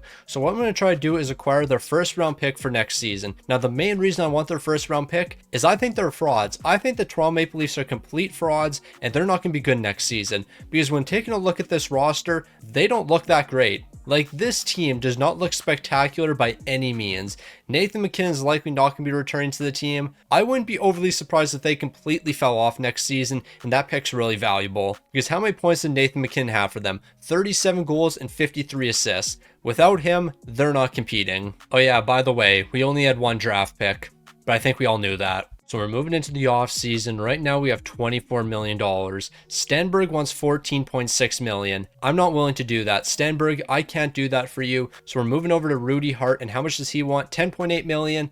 We can get this down, and I think you can be a good 2nd line centerman for us. Like last season, Rudy was actually pretty solid for the team, so I can't really complain. What if we did an additional season? I don't really want to do that. We want to save as much money as possible. How about we get this down to $8.8 million for the next 4 years? Welcome back, Rudy. Now, outside of extending Rudy Hart, I think we're going to be letting the majority of these guys walk unless they sign some 2-way contracts. All right, so clearly we need some snipers on the team. We need some guys that are going to put the puck in the back of the net. And you know what? Brad Connor could be that guy. 33 goals last season. I think he'd be an amazing player. He is an RFA right now, but that's never stopped me from picking up a superstar. We're going to offer sheet him away from the Winnipeg Jets. All right, so Mo Sider, thank you for the amazing seasons, but now it's time to trade you to a division rival in the Montreal Canadiens, but they're helping us more than they understand. Once we get this deal done, we're going to be able to bring in a really good right defenseman. We're also going to free up a ton of money. This just makes sense. Maybe we can't get all these 1st round picks. I'll take one of the 1st rounders out of the deal. Hopefully we can walk away with at least 1, and it looks like we can get 1. So now we're going to move over to the Nashville Predators. We're going to move some of those players I picked up, or at least that was the plan. I guess Nashville is not interested in these players, but that's not the end of the world. We can still get this done because we can trade Gabe Velarde away, and that actually kind of works out a little bit. Because what I'm also going to do is I'm going to trade Reimer away as well. Both of these guys are going to be sent over to Nashville. We're bringing in this defenseman right here who's an 88 overall. He's locked down for the next 5 seasons. I want you to give me a draft pick back as well. The trades right now might seem a little bit questionable, but trust the process here. I am absolutely cooking. We'll take out this 1 2nd rounder. I guess we're not getting 2 2nd rounders in this deal. We're actually not getting any at all, but please accept this deal, Nashville. Okay, you're bugging. This is a very fair offer. Here's some 4th round picks. I don't know why Nashville is saying no to this deal. It is very fair. It's a little bit low. We're getting this one done after I throw in a 7th rounder. So after this trade is complete right here, we have lots of cap space. Now, I just want to be a little bit safe here when it comes to a guy like Connor. I think there's a very good chance the Winnipeg Jets end up matching the offer sheet because they have so much cap space. So what if I trade for him? We could probably just trade for him and then sign him to our team, and then we don't have to worry about not getting him. Here's a 4th and 5th rounder. Winnipeg say yes, this is a fair offer. I'll give you another 3rd round pick as well. Just say yes to this deal. Thank you. So Connor will be coming back to the team now, and it should be at a cheaper price. $16 million isn't too bad, but I want to save some money. So how about we do $15 million for the next 6 seasons? More than likely, Brad Connor's going to be accepting that deal. That's going to be a great one for us. I guess Omen also needs a contract extension. I want to see how much he wants. 15.2. Okay, I don't really think we should do that, so I actually might trade you as well. You know what? I'm actually not going to do that. You were a really good goal scorer for us. You had 37 goals last season. This is an overpayment, but it could be worse. So what we'll do is 13.2 million for the next 7 years. Lars Omen's coming back to the team, but we still have to pick up somebody else. Alright, this is probably the stupidest 3-team trade of all time, but I need a 2nd and 3rd round pick from the Buffalo Sabres. If I didn't acquire those 2 assets right there, this deal doesn't happen. You might think I'm kidding, but I'm not. This deal does not happen unless that trade is made. Because I want to pick up Bannister from the Anaheim Ducks. He'll be a good goal scorer in the top 6. There we go. If I don't make that trade before this one, we don't get Bannister. So we have one more contract extension to give out. Bannister, welcome to the team. Wow, this is a lot cheaper than I thought it would be. If we did 8 years, we're looking at $7 million. This is going to backfire on me. I already know, but we're going to do it anyways. I'll give you $8 million for the next 8. A nice low 8x8 for Bannister. Welcome to the team. All right, so there's only one thing we have to do before we head into next season. We just need to sign a handful of guys to 1-year contracts, or we can do 2-year contracts like this. 2.2 million for 2 seasons is actually a pretty solid deal. So I'm willing to do 2-year contracts if they're good deals, or we can just bring in a guy like Jeremy, $2 million for 1 season. He's 22 years old and he's an 81 overall. No clue why he's a UFA, but we vibe. So we just have a couple more players we have to bring to the team. Bobby Brink, I know you're 34 years old, but 1.1 million is an absolute steal. And then we have to bring in 1 right defenseman. I guess we can go with this guy right here, $1 million for the next 2. I'm not going to complain about that. All right, I guess we have guys rejecting contracts. Apparently people don't want to join one of the best teams in the league in the Detroit Red Wings. Why would you want to do that? So I guess we'll just pick up some older guys here. Yarventi, I'll bring you to the team for 1 season for $2 million. I mean, you're not really that old. You're 30 years old. So it's not act like you're 100 years old or anything. This is actually a really good deal. 2.7 for the next 3. Don't mind if I do. And then I'll finish it off with this low elite potential defenseman right here. I know he's a left defenseman. We don't need one, but I like that contract. So the team is definitely not nearly as good as last season. However, we are significantly younger, and that's what we had to go for. This team needed to get younger across the board. We were an old team and we were starting to age out, and I think we were headed in the wrong direction. But with all the new snipers we brought to the team and all the young guns we brought in, I think we're ready to take over the league, and I think it's time for Detroit's dynasty to begin. Now, I think there's a couple reasons why the Red Wings took a step back this season. 1, I don't think the roster is quite as good heading into this season. But 2, Pete DeBoer retired on us, so we had to bring in a new coach over the offseason, and the coach we brought in wasn't really offensive oriented, so that's why we didn't have any point of game players. Scoring was down this season, but we'll bounce back from this. Brad Connor, you were pretty solid for us. Bannister, I can't complain about what you did, but yeah, we're bringing in a new head coach next season. Regardless of what happens during the playoffs, a new coach will be brought in. Because yeah, the scoring numbers just aren't good enough here. Our offense isn't consistent enough for us to see a lot of success during the playoffs. Unless things completely turn up here, I wouldn't be surprised if we're a 1st round exit. Like, that's how you know I'm concerned with the team. I think there's a possibility we lose in the 1st round. Even though we were pretty solid this season, I'm not sure if we can compete with the Carolina Hurricanes. We're dropping game number 1 because we only scored 1 goal. In game 2, we scored 2 goals. Yeah, the offense is going to hold us back. Our lack of offense is not going to allow us to win any games here. Let's just simulate the rest of the postseason. This one's all over. We're not making the comeback in this series. We're probably going to lose in game number 5. And if we don't lose in game 5, we'll lose in game 6. But yeah, we lost in game 5. We got shut out. The offense wasn't there. So the Islanders are going to go on to win the Stanley Cup. I don't think there's any point in looking at our postseason numbers. We didn't score goals in the playoffs. Like, that's really all I have to say. We didn't score. So during the postseason, we couldn't score at all. So clearly we have to adjust that. Omen, last season you only picked up 20 goals. I'm not sure if you can be a superstar goal scorer for us in the future. So I'm going to pick up Comrie instead. We're getting 2 2nd rounders as well. This is a good trade for us. I don't really care about getting the 54th overall, but I would like a future 2nd round pick. I guess we're not going to be able to get that. Comrie, welcome to the team. This package should be more than enough. So after making that trade, we're going to have $10 million remaining in cap space. Collins, I'm not giving you $7.4 million. I will qualify you as an RFA, but you're not coming back to the team. Connor Geeky, I think you're looking for too much money. You want $3.9 million. I'm not doing that. Truthfully, I think all of these guys are going to leave the team. They're looking for too much money. I mean, Yarventi, I can do $1.9 million for 1 season. That's not too bad. And then Keeling, hopefully I can keep you on the team as well, but I want to do 3.4. All right, so we're entering a new era with the Detroit Red Wings, and we're entering an era where we don't need a playmaker. We don't need playmakers because everyone is going to be a scorer. Everyone in the top 6 is going to be looking to score. We don't need any passers. When you have the puck on your stick, you're going to shoot and you're going to score. Also, when it comes to one of those medium league potential players that we just acquired, well, we're bringing him back to the team and we're going to be looking at around $6.2 million for the next 4 years.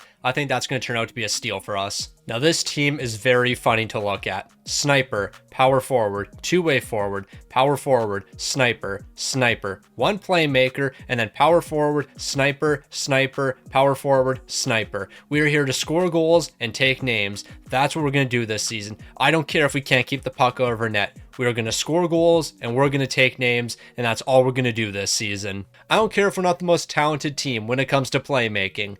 We are going to outscore you like crazy. We'll score 7 goals per game. I don't care if the defense isn't there. Try to outscore us. Dog, we lost game number 1 2-1, and we got shut out in game 3. You can't make this up. We are yet to win a game. We're 0-2-2. We haven't won a single game yet. We finally won in game number 5 of the season, but yeah, things aren't looking the greatest for us. All right, so if we really want to compete for a Stanley Cup and we really want to take one home, there's only one thing for us to do.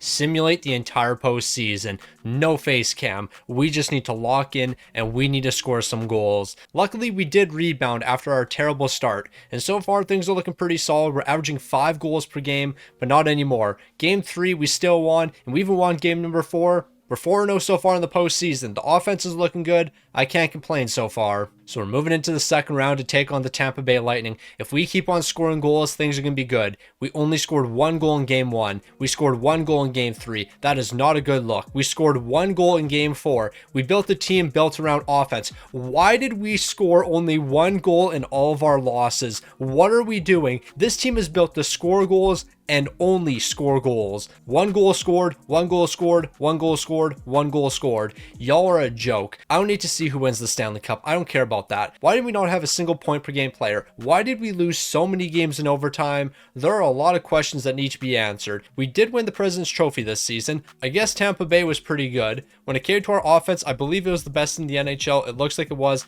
And when it came to our defense, that was also the best. We folded. We folded at a remarkable level. This team should have been so much better. When it comes to our goal scores, it was pretty solid. A 40 goal score, a 34. We had multiple 30 goal scorers. But once we get later down in the lineup, not a lot of goals are being scored here. I don't know what we have to do. Also, Spooner, I'll take 43 wins, 11 shows, a 923, and a 223. Those numbers are pretty good, but apparently they're not good enough to win a Stanley Cup. Okay, this might be a very stupid pick, but we vibe. Can we walk away with a medium elite potential player? Medium top 4. I kind of saw that coming. That was also our only pick in the draft, by the way. So yeah, bit of a disappointment. And moving into the offseason, we have $11 million to work with. Some of that money is going to be spent on one of our rookies. He's going to be jumping into the lineup, beginning as an 83 overall. He's going to be a great addition to the team. With everyone else, though, we're probably qualifying them as RFAs. Actually, it's not really we're probably qualifying them as RFAs. We definitely are qualifying them as RFAs, unless their qualifying offer is a stupid amount of money. But you know what? I think we can get these deals done. I accidentally released that player. I'm so dumb. Yeah, that basically sums up all of last season. Alright, I think we have to reevaluate things. Maybe running a team of only snipers and power forwards isn't the move. So how about we pick up Percy, a playmaker, somebody who's going to pass the puck to our snipers. Am I doing all of this because we lost in the second round and only scored 1 goal in all of our losses? Yes. Yes, I am. If we won a Stanley Cup or didn't lose in that fashion, I wouldn't be making these trades. Alright, so I don't really know how I feel about this trade, but we gotta change things up here. Lampkin, I should keep you on this team, because $6.2 million for you is an absolute steal. However, we need another playmaker. So Burns, welcome to the team. You're telling me I have to give up a 7th round pick. You really won't accept this without a 7th round pick? Nah, y'all are greedy. Here is a 7th round pick. Give me Burns. Now, hopefully, Burns and that other player that we acquired are both going to sign reasonable contract extensions. Like, if they don't sign reasonable contract extensions, then we're in a lot of trouble. 11.7 million actually isn't that bad. So we're going to make this 10.8 million for the next 4. I actually did 10.775 million. Who cares? Percy, how much money do you want? You want 10.6 million for the next 2. What if we did a 3-year deal? Then you want $13 million. I'm not really willing to do that, but I'll do 10.6 for the next 3. So we're bringing back both our playmakers. We'll add a couple guys to the bottom 6, and then we should be ready to roll. All right, so I think this is actually going to turn out to be a steal. Coop, we're trading you away. You're 20 years old and only a 67 overall. You're not going to develop in time. We're going to walk away with 3 players who can play some bottom 6 minutes, as well as 2 draft picks. That's a fleece. So we have $24 million to sign a couple players in free agency. So who are we going to bring to the team? Brett Berard, welcome to the team. You want $5.4 million? I can 100% do that. Like Wyatt Johnston, what if I give you $11 million with a no movement? Then would you join the team? I think if I gave Wyatt Johnston this contract, he's going to join, and it looks like he will be, once he accepts, of course. So we got to hand out one more deal here. Robert Thomas, welcome to the team. This is a no-brainer. Robert Thomas, welcome. You're going to lead Detroit to a Stanley Cup. You know what, Wyatt Johnston? I didn't want you anyway. We don't need you on this team. We got Robert Thomas. So we're taking a new route this season. We have playmakers, 2 different playmakers on this team, and they're going to help these other guys on the top 6. Robert Thomas, you are going to be the greatest third-line centerman of all time. When it comes to our defense, that looks amazing as well. And then, of course, when it comes to goaltending, Spooner, do exactly the same thing you did as last season. Just put up incredible numbers, but this time in the postseason, you'll have some offensive help. Like Spooner, it is not your fault that we didn't win last season. If we scored goals, you would have been fine. Dog. We won less games. We won 46 games this season. I brought in a playmaker to help our snipers, and I just made us worse. We didn't even have a top 5 offense. Our offense was mid this season. No, what is wrong with this Red Wings team? What has happened to the great Red Wings teams of the past? We had 3 30-goal scorers, and then everyone after that couldn't put the puck in the back of the net. Hart, why do I even have you on this team? There was a time where you were actually a decent goal scorer. 34 goals, 31 goals. Now you're picking up 12. I gave you a playmaker. You should be scoring more this season. Burns and Percy, I don't expect you guys to score goals. You're here to pick up assists.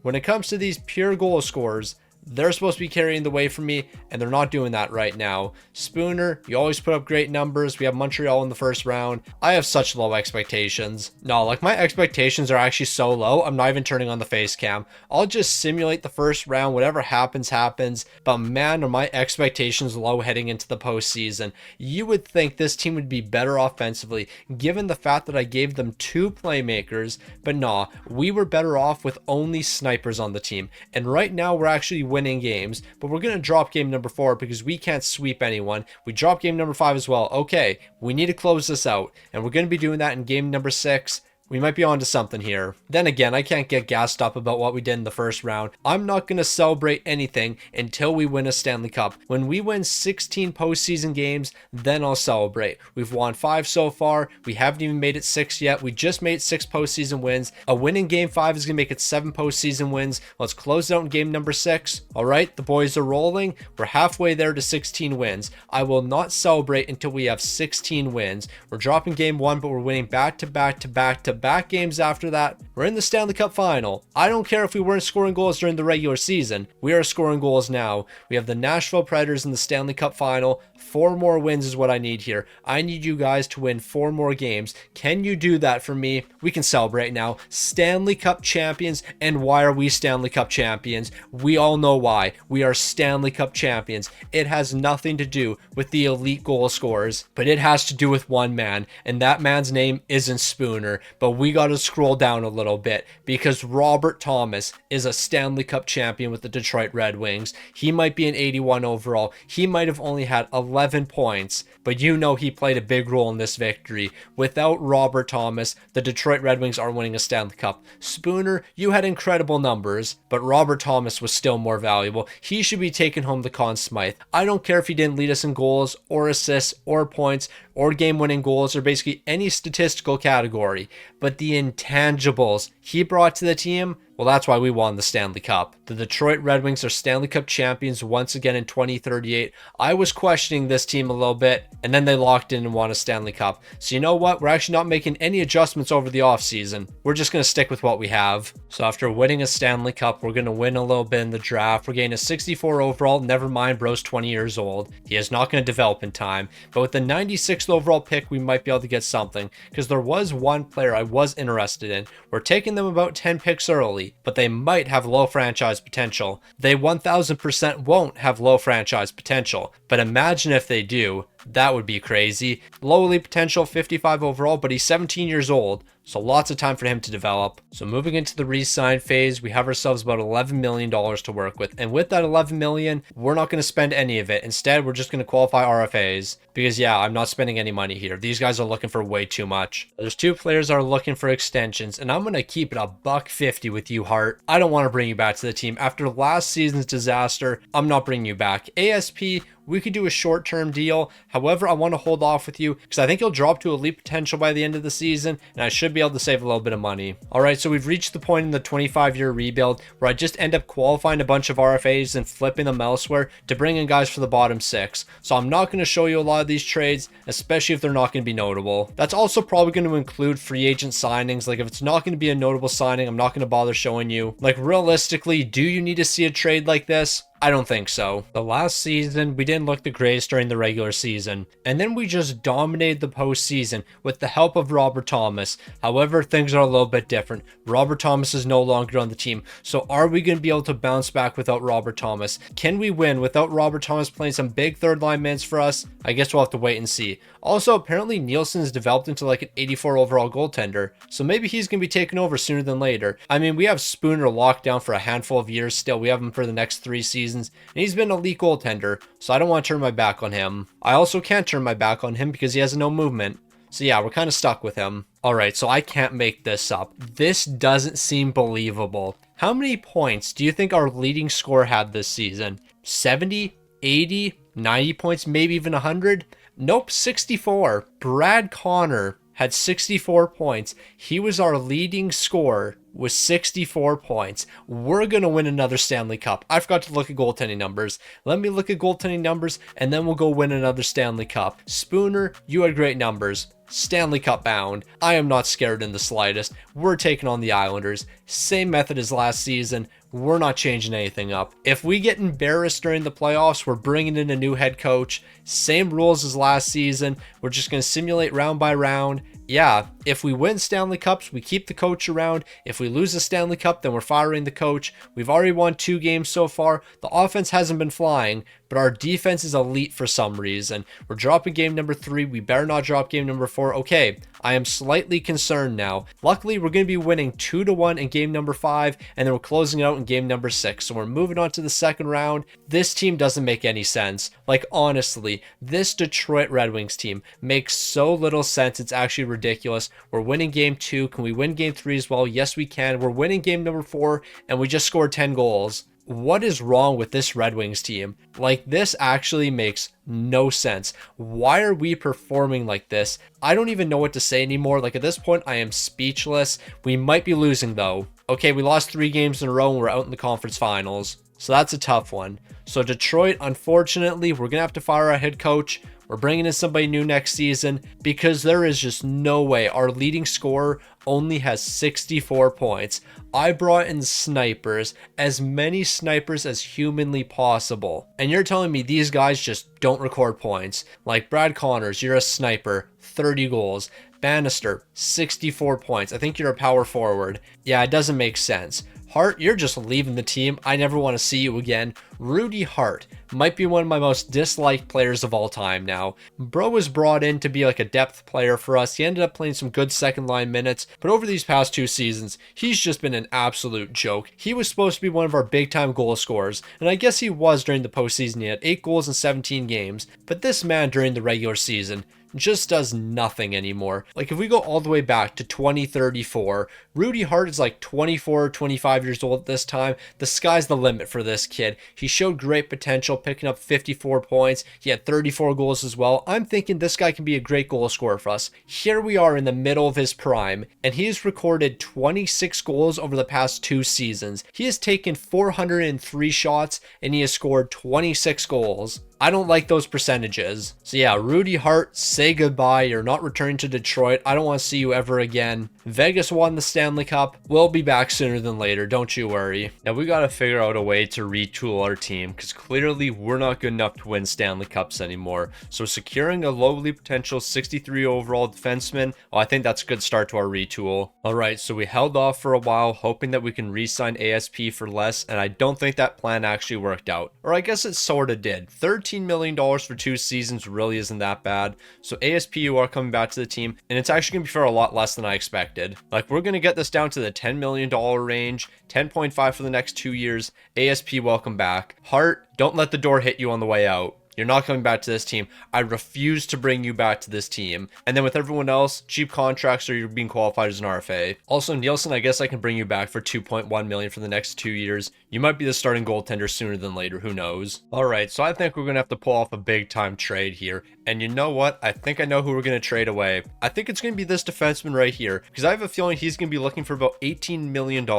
He wants $16 million for 1 season. And you know what? We actually probably shouldn't trade him away, especially considering ASP is going to be aging out pretty quick. So yeah, we're not going to do that. Comrie, I do want to bring you back to the team, but it has to be a cheaper deal. $10.4 million is significantly better than what you're getting paid right now. So I can do a 2-year contract extension. I'll do 9.7 for the next 2 seasons. I like that deal right there. Colborne, I know for a fact you're going to want more money, but how much more do you want? 13.8. I think we can make that work. You're still a pretty young player, so we should bring you back to the team. Here's $11.8 million. And then when it comes to Boland, well, he's finally moving into the top 6. He's going to be replacing Hart. He wants $9.3 million. I'm not quite willing to do that, but how about we do 8.8 for the next 3 years? I think that's pretty fair. All right, so you remember how Boland was actually going to be coming back to be one of our elite players? Yeah, I changed my mind because he's not a centerman, and with Hart leaving the team, we do need to bring in a new centerman.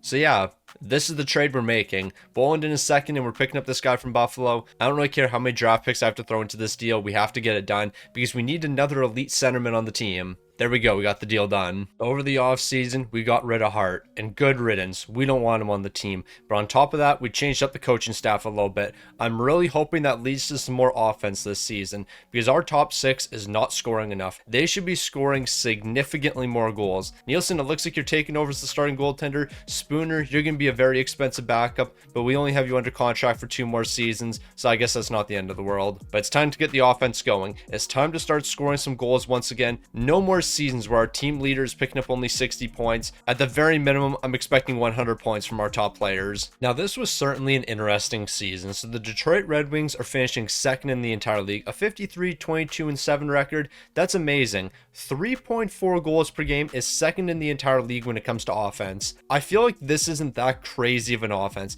especially considering our top point player only had 83 points. Why did our team leader only have 83 points? I have no clue, but what a pickup Bro was down here. 36 goals this season. That's significantly better than Hart. But yeah, I feel like the goal scoring numbers still aren't that crazy on our team. We just don't have one guy carrying the way, and that's what I've been trying to build since day number 1. I want at least one player having 50, maybe even 60 goals a season, but we just haven't been able to find that. Nielsen, the numbers look incredible, but can you win us a Stanley Cup? Well, I guess only time will tell. We have the Islanders in the first round. We have to bounce back from all the past disappointment because these last couple years have certainly been tough on us. We have been disappointed way too many times. It's time to lock in. We're shutting the Islanders out in game number 1. That's what I was looking for. 6 goals in game number 2. We might be onto something. We might finally be able to do something. 5 goals, 6 goals, 7 goals. Now we're locked in. Right now our offense looks spectacular. Our goaltending looks amazing. As long as this continues, we're bringing home a Stanley Cup, and we might even go 16-0. We're dropping game number 1 now that I said that. I knew it. I knew it. The second I said we're going 16-0, I knew we would drop game number 1.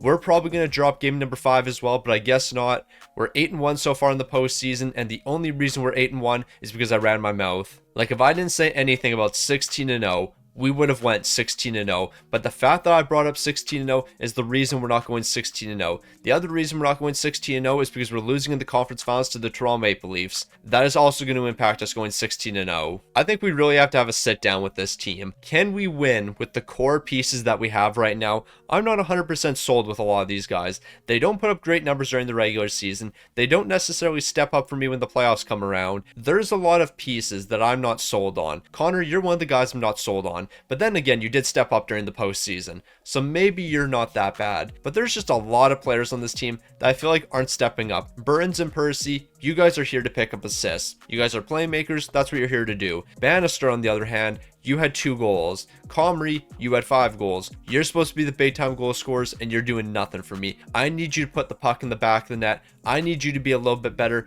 Nielsen, you had some great numbers, but the offense just wasn't good enough in front of you. So with this season complete, we're officially down to the final 10. 10 years remain. We got to walk away with at least 3 more Stanley Cups. Now, after that disappointment in the conference finals, things aren't going to get much better during the draft. We're missing on all 6 prospects. No elite potential players. We got to figure out a way to see some more success moving forward. So we have $37 million to work with, and we have 2 guys that we have to sign. Do I do a sign and trade with this defenseman right here? We sign him without a no movement. He's looking for 19.9 million. I'm not sure if I want to commit that to him because that is a little bit ridiculous, but he has high franchise potential. We can do a sign and trade. I bring him back to the team and then I immediately flip him. I think that's the play here. Although he's an incredible defenseman, I feel like we should try to capitalize on this trade value, especially with where the team is right now. Like, he's a great young defenseman. We could build our defense around him. However, as of right now, I just don't like how the team is looking. We have some problems. Also, Marvin, here's $11 million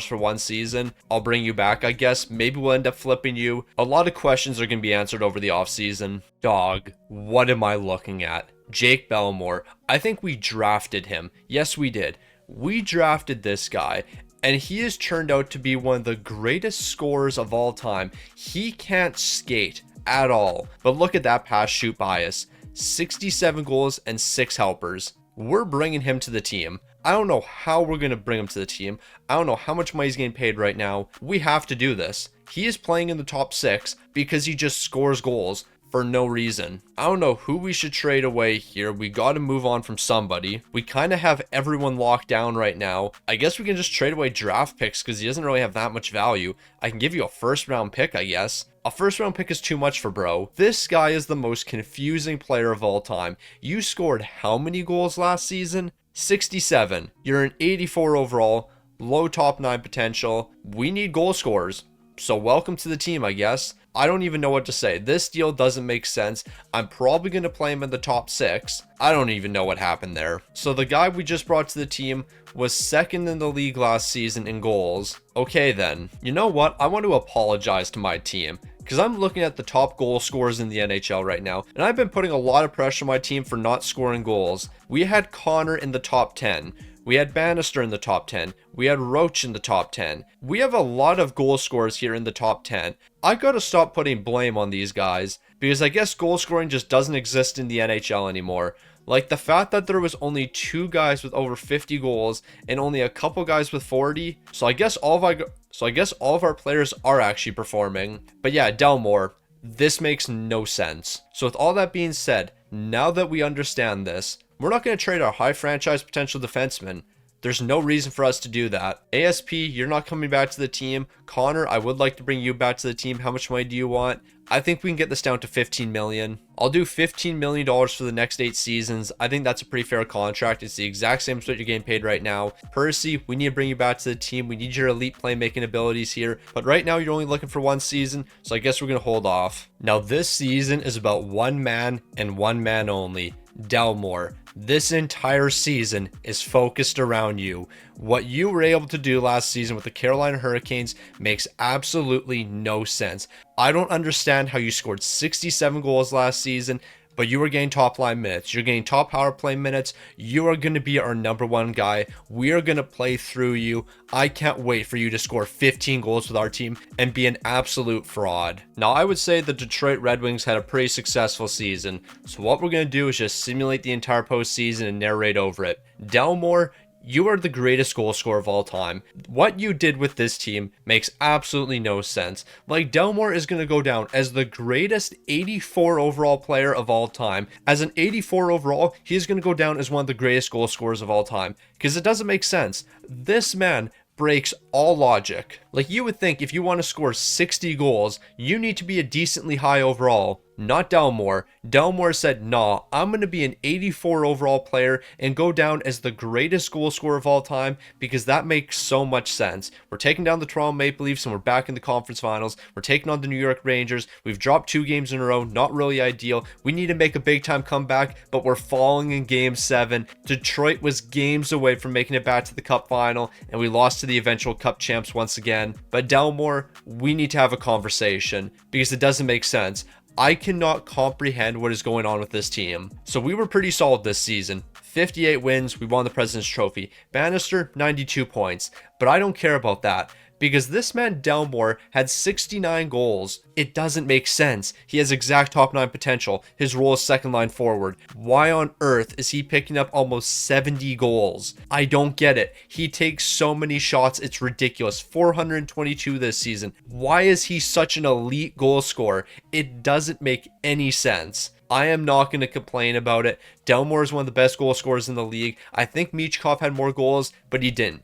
Delmore is going to lead the league in goals this season.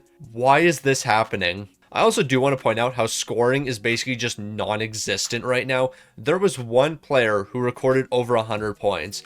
So I want to apologize to all of these guys I've been talking smack about. Bannister, Burns, Delmore, Percy, Connor. I want to apologize to all of you guys, because you are actually putting up relatively good numbers compared to everyone else in the league right now. Even though I don't think 86 points is crazy by any means, apparently it makes you one of the best players in the entire league. I don't know how that works, but yeah, apparently that's how it works. Like, we had what? 15 point a game players here. 15 point per game players is wild. But when push came to shove, we're going to be falling in the most important games. A heartbreaking loss for the team. When it comes to Delmore scoring during the postseason, he keeps on scoring goals. I don't understand it. I will never understand it. I'm honestly very curious to what his contract extension is going to look like. If he wants 16 million, I feel like I'm obligated to give it to him. Now, over these past couple years, the drafting hasn't looked that great for us. Ramirez, we're bringing you in, medium league potential, but you're not going to be a stud for us. Like, you're a medium league potential goaltender. Like, maybe I can use you as a trade asset, but compared to earlier in this video, we've definitely been missing on a lot of selections. Maybe we can get another medium league potential goaltender here,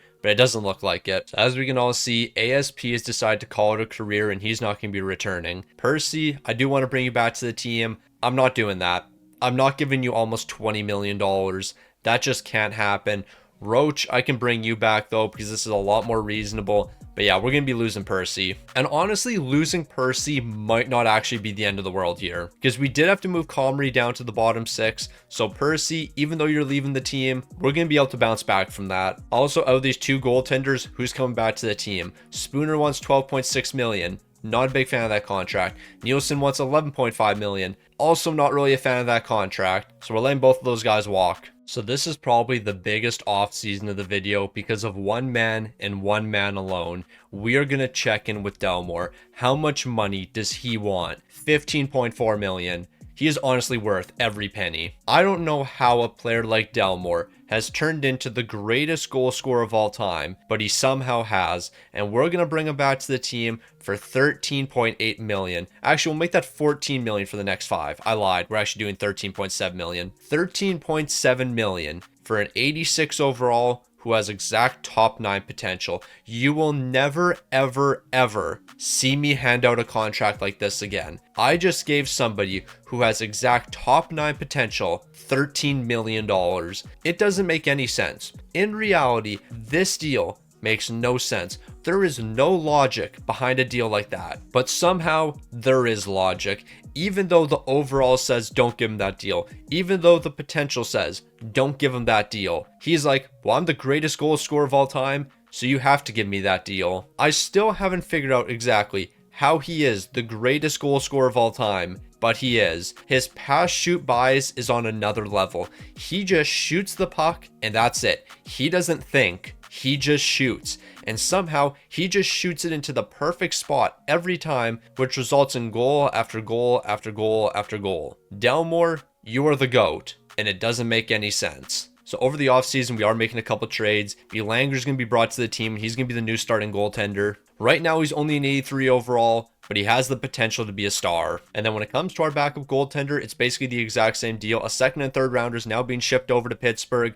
We're getting another guy who has really good reflexes, and I think that means quite a bit in this game. Also, with both of these goaltenders, I'm assuming we're getting relatively cheap deals. Apparently not. I know nothing. Nope, I thought I was smart. They both want $9 and $10 million respectfully. So yeah, this might be our one season with them. Now we are going to make one big signing in free agency. Lackey, welcome to the team for $11.5 million. After losing a handful of defensemen over the past couple years, we need a replacement, and I think you can be the perfect guy. Okay, boys, disaster struck. We have a problem. I don't think we have enough money for Delmore. This is a problem.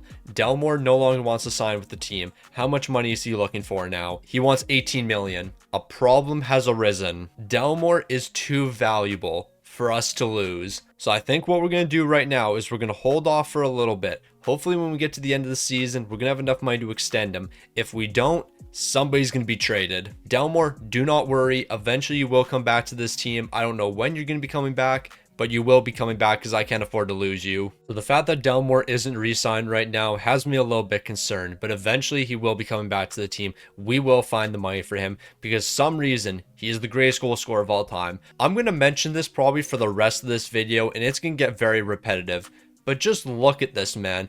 86 overall, exact top 9 potential, the greatest goal scorer of all time, 69 goals and 67 goals. This doesn't make sense. Nothing about this makes sense. Why is he taking 400 shots per season right now? I don't know, but I'm not going to question it. Delmore, light the lamp once again, and maybe even score a goal per game. Now, somebody on the Red Wings did something I never thought we would see again. We have gone through a decade of darkness with this team when it came to individual scores, but no longer. Burns is recording 100 points. 106 points from Burns this season. Delmore, what were you up to? 61 goals from you. I still haven't figured this one out, but we're not going to question it. Delmore is showing up big time. 61 goals, 27 assists for 88 points. He was one of the top goal scorers. Look how many 30 goal scorers we have. 30 goal scorers are the new 40 goal scorers somehow. I know that doesn't make any sense, but apparently that's how things work right now. When it comes to goaltending, Hino was amazing. 38 wins, 3 shouts, a 913 and a 247. But look at Belanger. Honestly, I don't know who we should bring back for next season.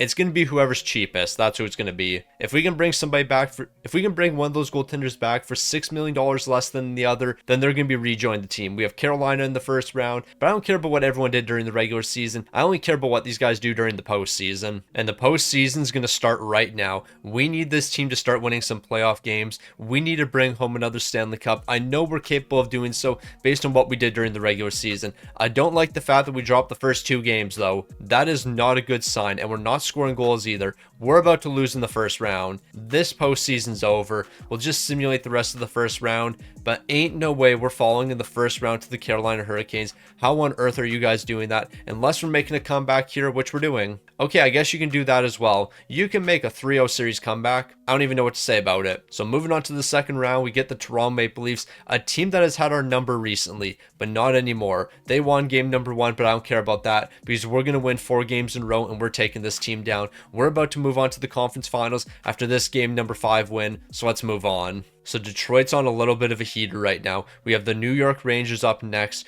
We're going to take down the Rangers, and then we're making it to the Stanley Cup final. Why did we allow 10 goals in game 1? This series is over once again. 10 goals allowed in game number 1. What are we doing? We lost in game 7. Why would you try to make a 3-1 series comeback only to lose in game 7? This team's been infuriating me recently. I don't know what it is about this team, but recently they've just been finding impressive ways to choke. Nah, real talk, what are the boys doing here? We should have made to back-to-back Stanley Cup finals, but we've just choked in the past 2 postseasons. Connor was great, Comrie was great, Burns was pretty solid. Delmore, you took a bit of a step back. I'm expecting more from you. When it comes to goaltending, Yeah, both of you guys suck. Before we move on to the draft though and prepare for next season, we do have to check in on Delmore. The salary cap has gone up a little bit, so maybe we can afford to bring him back now, but it doesn't look like it. But what if I gave you a no movement? We just need to free up a little bit of money. So who are we willing to trade away here? I don't really want to trade Burns away. Then again, is he worth 16.5 for next season? I think so.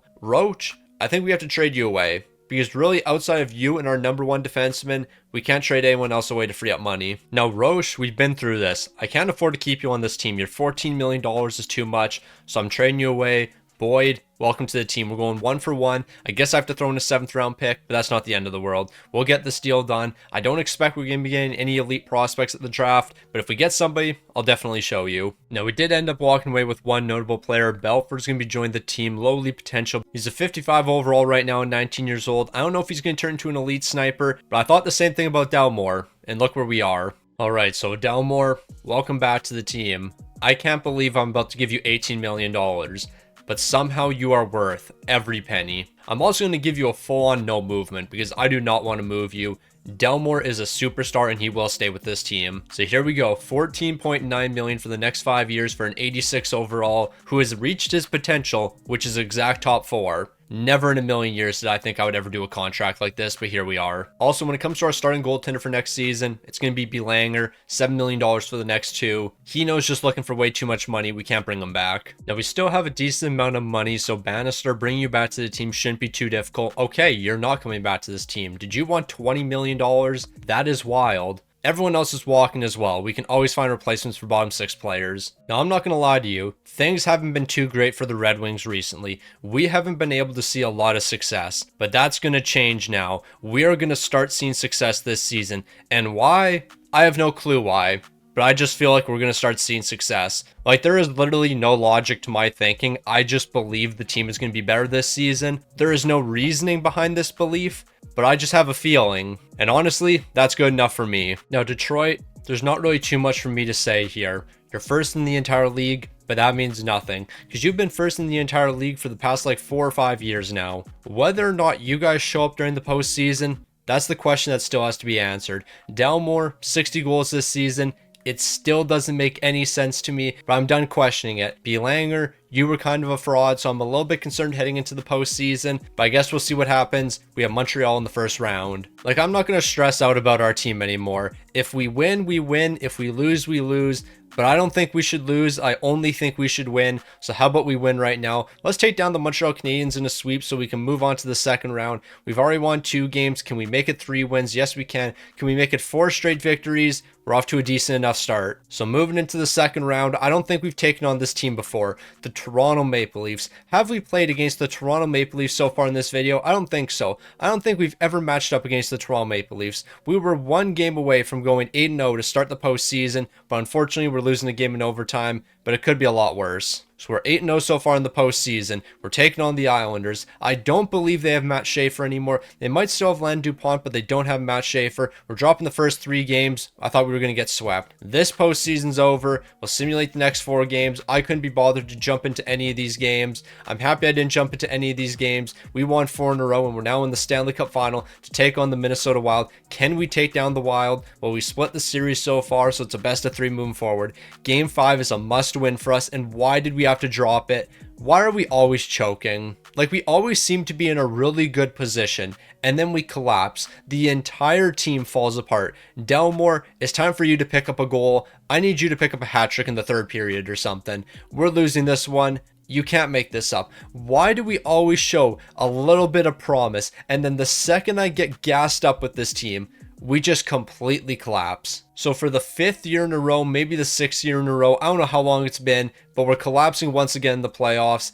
This is beyond ridiculous at this point. Why do we always collapse in the postseason? Why did Delmore not have more goals? Why did he only have 9 goals? Boyd had 10 goals. He is a playmaker. He is not here to score, yet he's outscoring Delmore. Nah, it doesn't even make sense. When it comes to goaltending, Belanger, I mean, you were good enough for us. The offense just wasn't there in those final 2 games. The Red Wings are following in the Stanley Cup final. It's been a long time since we won a Stanley Cup. We got to get back into the win column. We started off this video incredibly hot, winning a handful of Stanley Cups. Since then, we haven't seen a lot of postseason success. Now, if the disappointment wasn't enough from that postseason loss, we're going to go 0 for 6 in our draft picks. We haven't seen an elite draft pick in a while. We haven't won a Stanley Cup in a while. We've been doing a whole lot of nothing recently. Now, when moving into the offseason, Bannister, I'm sorry, but I can't bring you back to the team. We technically do have the cap space for you, but I don't feel like committing this much money to you, so you're going to be leaving the team. It's a sad day, but this is just what has to happen. Now, with the $18 million that we have in cap space, there's two things we're going to do. One, Dennis Boyd's going to get a big extension. But two, we have to go make a trade. Before we make that trade, though, Dennis Boyd, I'm keeping you on this team.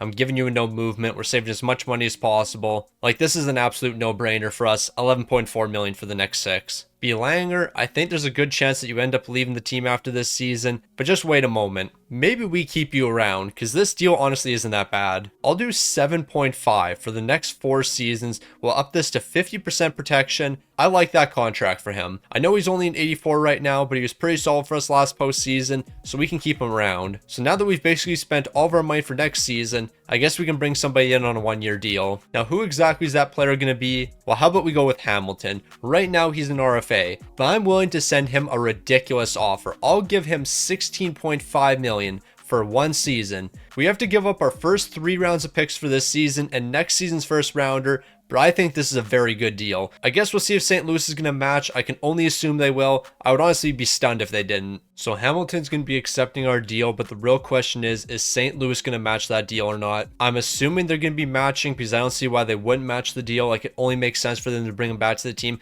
unless they don't have the cap space for him. But I'm assuming based on where we are in the NHL right now, everyone has a lot of cap space. So Hamilton, which team are you going to be joining? It looks like you're going to be joining ours for 1 season. Alright, before you say it, let me explain. I forgot to sign free agents. I gave Hamilton that massive deal and then forgot that I kind of need to sign a bottom 6. So this is what we're rocking this season. Nothing else has to be said. I honestly don't know what to say. I've kind of set this team up for failure. This is going to be the year we win 60 plus games though and win a Stanley Cup. I can guarantee that. This team does not deserve to compete for a Stanley Cup right now, but somehow they will. Now, with the lack of center depth on this team, I don't think we have to waste too much time here. This season is basically a wash for us. Detroit, I would like to apologize. I wasted one of your final seasons. I didn't pay attention during the offseason, and I didn't bring in a good second line centerman. I didn't even bring in a good bottom 6. We basically have nothing here, so I can't imagine the Red Wings are going to do too much here. However, we did get past the New York Islanders, so maybe we're slightly better than I thought. We're moving into the second round, and now we have the Florida Panthers. I can't imagine we're going to be getting past the Florida Panthers here, but maybe we can do something special. Who knows? We've won 3 games in a row. Can we make it 4?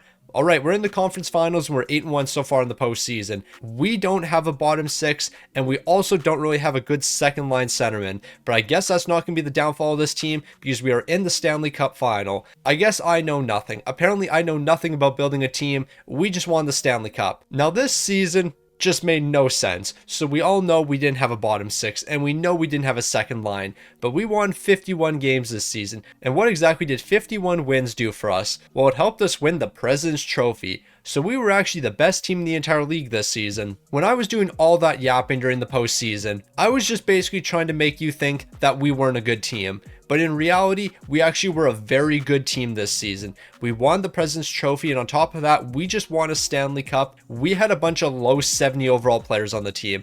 We didn't have good goaltending. We didn't have good defense. We had decent enough offense, but we just won a Stanley Cup with this team. How on earth did we win a Stanley Cup? Well, Jake Delmore had 17 goals in 18 games. That certainly helps us, but goaltending had to have been spectacular, and it was. 16-2 in the playoffs, a 929 to 222. For the rest of this video, I am not building a bottom 6. Whatever the CPU gives me, that's what we're rocking with, because what we just saw here makes no sense. Apparently, I don't need to build a bottom 6. If I don't build a bottom 6, we just see enough success, so let's stop overthinking things. Now, I feel like it's been a long time since we drafted a mediumly potential goaltender, but the Red Wings are back on top. Guy Colbert, welcome to the team. That's also going to be our only notable draft pick, considering we only had 3 draft picks. Now, Hamilton, I'm going to keep it a $150 with you. At the halfway point, I was considering trading you. I was going to trade you away for a centerman because clearly things weren't working for us. Good thing I didn't. You helped us win a Stanley Cup. Pedersen, I guess I can bring you back to the team, but we don't need another left winger. We need a centerman here. Now, you know how I said I was just going to let the CPU build the bottom 6 and third pairing defense once again? I wasn't kidding. We are rocking with this same mentality. I don't care if we have low overalls on this team. I don't care if these guys aren't ready for the bright lights. We won a Stanley Cup with them last season. I can only imagine we're going to do the same again. If you are rebuilding a team in franchise mode, do not do this. This only works when you get into like year 20, year 21, where the game is just basically broken and you can do whatever you want. If you try to do this during the 2026-2027 season, good luck with winning a Stanley Cup. You'll more than likely end up dropping from 1 to 3 in the draft lottery because you will be the worst team in the entire league. In the year 2046, though, things are a little bit broken. Like, I actually genuinely believe, and we might try it in this video, I think I could rock a bottom 6 of only 60 overall players, but because my top 6 has enough 90s, we would end up being one of the best teams in the entire league, and we would probably win a Stanley Cup. Alright, so you remember how I said we could win with 60 overalls in the bottom 6? I take that statement back. Not only are we third in the entire league, we're actually third in our division. The offense took a big step back this season. I'm really hoping downward scoring numbers are falling off,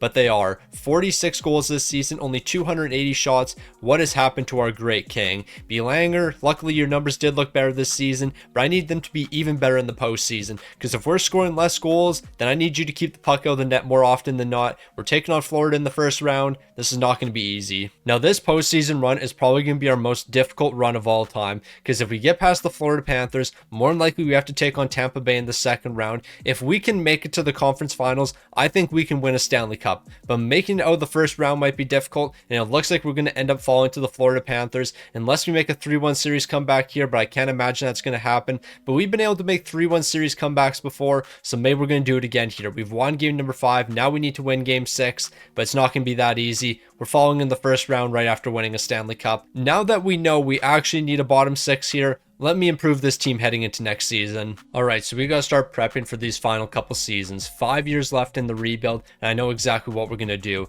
So the first thing we're gonna do is pick up this centerman from the Buffalo Sabres. He was just drafted, but he's a 79 overall. A 79 overall who's gonna be on his entry-level contract for the next 3 seasons. That just sounds like a cheap deal to me. So I'll throw in a 7th round pick, and hopefully that's gonna be enough to get this deal done, and it looks like it is. So after making that deal with the Buffalo Sabres, we're moving over to the Carolina Hurricanes next. Because Carolina drafted a decent young defenseman who I think could jump to the lineup pretty quick. He's not going to play for us in this upcoming season, but 2 years down the line, I think he can be a great defenseman. They're going to be rejecting this contract, but that's perfectly fine. I'll throw in a 7th round pick for next season, and then we're going to be acquiring this great young defenseman. But we're not done here. Now we're heading over to San Jose. Because what do you think we're going to be doing with the San Jose Sharks? Well, the exact same thing we've done with these past 2 deals. There's going to be another great defenseman available with the San Jose Sharks, a good young player who's not going to jump to the lineup this season, but he'll jump into the lineup 2 years from now. These are going to be 3 really good players who are all going to be on really cheap contracts. The salary cap situation right now is a little bit difficult, so these deals are certainly going to be helping us. Now, I don't know how this is working out for us, but Pedersen, I have qualified you as an RFA for like 2 or 3 straight seasons now. Now you're looking to sign a deal with the team,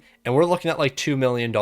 So what I'm thinking is I'm going to sign you for like $3 million for the next 2 seasons. You're going to join the team, and you can be a really good second line player for me, or your trade value is going to be really high, and I'm going to capitalize on that. Now, moving into the offseason, there's only one extension to hand out, and that's going to Lackey. I'm going to keep it $150 with you. I kind of forgot Bro is on this team. Like, he's kind of the most forgettable piece out of our entire team right now. Like, he's just kind of there on the second pairing. No disrespect to Bro, but yeah, I did forget he was here. Also, I'll give this guy $2.2 million because why not? He can play some bottom 6 minutes. Then moving into this season, our bottom 6 is looking significantly better. The center depth on this team is definitely questionable, but I'm not too worried about that. I believe all these 80 overalls can step up when it matters. However, there is something that has been driving me nuts for like 5 years now. So here's our defense. Now you might be thinking, well, this doesn't look out of the ordinary. These are the guys you'd normally run with. This guy's secondary position is right defense. So let's move him over to the right side. Colborne, his primary position is left defense. They've been trying to play these guys like this for the past 5 seasons. Play this man his secondary position. so this guy can play in his primary position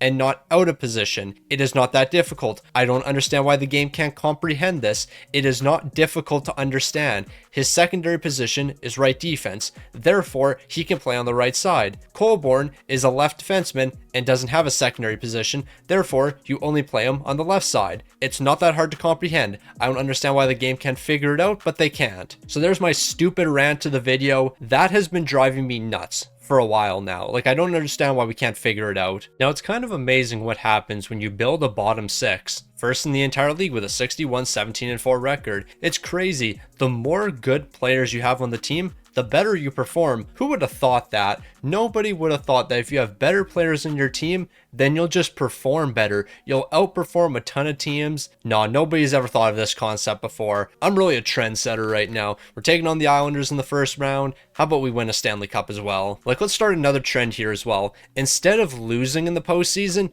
we're going to win in the postseason. Now, that might be a crazy thought process, but just hear me out. Instead of losing these games, we can just win these games. We're winning game number 1. That's a great start. Moving into game 2, we're winning that one as well. Can we sweep the Islanders in round number 1? That would be the perfect start to the postseason. We are 1 game away from doing so. Normally, we drop game number 4, and I'm expecting us to do so, but I guess we're not losing that one. We're moving on to the second round 4-0. Like, I've never really thought about it, but you don't have to lose during the postseason. You can just win all of your games. So how about we do that? We have now lost 2 games in a row. Let's stop losing. Let's just start winning once again. We'll win 4 games in a row. It's not going to be 4 games in a row, but we will end up winning 4 in this series. We've moved on to the conference finals to take on the Columbus Blue Jackets. We're going to beat the Blue Jackets, and we're going to move on to the Stanley Cup final. We've won 6 games in a row, and I don't think the winning is going to stop here. We're going to keep on winning, and we're going to win a Stanley Cup. See? If you just decide not to lose, you'll win. It's as simple as that. I can't believe that worked out as well as I thought it would.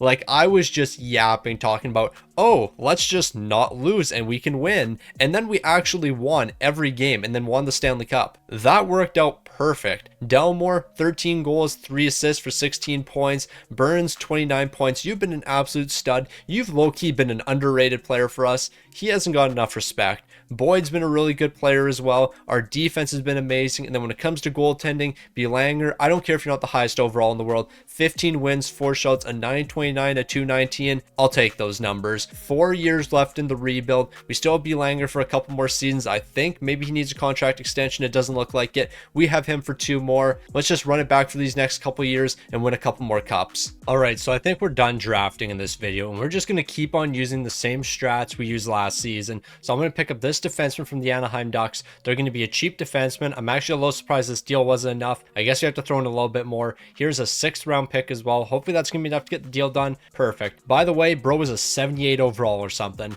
so he's going to be pretty solid. St. Louis also drafted a decent young player. He should be ready for us maybe next season. He's beginning as a 72 overall. He probably won't be ready next season, but you know what? It's worth the risk. So I'm giving up a 1st round pick in this deal. I want you to give me something else back though. How about you give me a 3rd round pick from the Chicago Blackhawks? I think this is a good deal. It's a little bit low. I'll give you a 5th rounder and we'll get this one done. This is a great deal for us. Now, before we head into the final 4 seasons, there are a couple contract extensions that have to be handed out. Ald, we're bringing you back to the team. And you know what? I don't plan on trading you moving forward, so I will give you a no movement. I'm looking for around $15 million for the next 4 years. I think that's pretty fair. I'll do a little bit more than that. How about $15.5 million for the next 4 seasons? That keeps you around for the rest of the rebuild. It's $1 million less than what you're getting paid right now. Peterson, I'm trading you, because I feel like your trade value should be high enough, and I'm not giving you $10 million. Delmore, we need to keep you around. You have been such a key piece for us for a very long time. You have been an absolute superstar, and it still doesn't make any sense. We're going to save as much money as we can, but you're returning for next season. Okay, we're actually saving way more money than I expected. $11.5 million for the next 4 years. Delmore, you're a beauty. Now we're going to make one trade here. Peterson, I'm going to trade you away. It's either Peterson or Pedersen. I don't think it really matters. Neil, welcome to the team. They're not accepting this. We have to give up a little bit more. What else do you want? I can give you a couple draft picks, I guess. Here's a 2nd rounder. I need you to retain a little bit of money here. I need you to do me a solid. So the boys are coming off a Stanley Cup, and the bottom 6 is still looking pretty strong. Next season, when we have all those rookies jump onto the team, I think we're going to be able to take over the league. I wouldn't be surprised if in these final 4 seasons, we're walking away with at least 3 Stanley Cups. Also, if you're wondering why the face cam isn't on, this story is 100% true. I'm not lying. I was playing that new mouse PI for hire game, and it made me so nauseous that I am currently sitting in my room with all of my lights turned off, and the only light I have is coming from my computer screen. I don't know what happened, but whenever I play that game, I get so incredibly nauseous. So yeah, I currently feel like throwing up after playing a video game. So what did I do immediately after that? Play a different video game in NHL 26 that doesn't make me nauseous. So yeah, the face cam's turned off for the rest of this video because I need lighting for my face cam to not look like complete buns. And I do not want to turn lights on in my room right now because I will throw up if I do. I also have the brightness on my computer screen turned down as low as possible, like I can barely see the screen. So don't be surprised if I end up trading one of our franchise potential players away thinking they have lowly potential. I wish I was kidding about all of this, but I'm not. So the Red Wings are going to dominate once again this season, first in the entire league, a 59-19-4 record. The offense was great and the defense was great. I don't think that's really too much of a surprise. We know these boys are going to step up when it matters. Delmore, I still haven't figured you out. Like, you are honestly the most interesting player of all time. Like, his shooting stats are amazing. Clearly, his pass shoot bias is heavily favored towards shooting, but look at those skating stats. Bro still hasn't learned how to skate. He is 33 years old, and he cannot skate at all. His speed is a 69. Like, what are we talking about here? The fact that he never learned how to skate is going to be one of life's greatest mysteries. He has turned into arguably the greatest goal scorer of all time, and he doesn't even know how to skate up and down the ice. We're taking on Florida in the first round.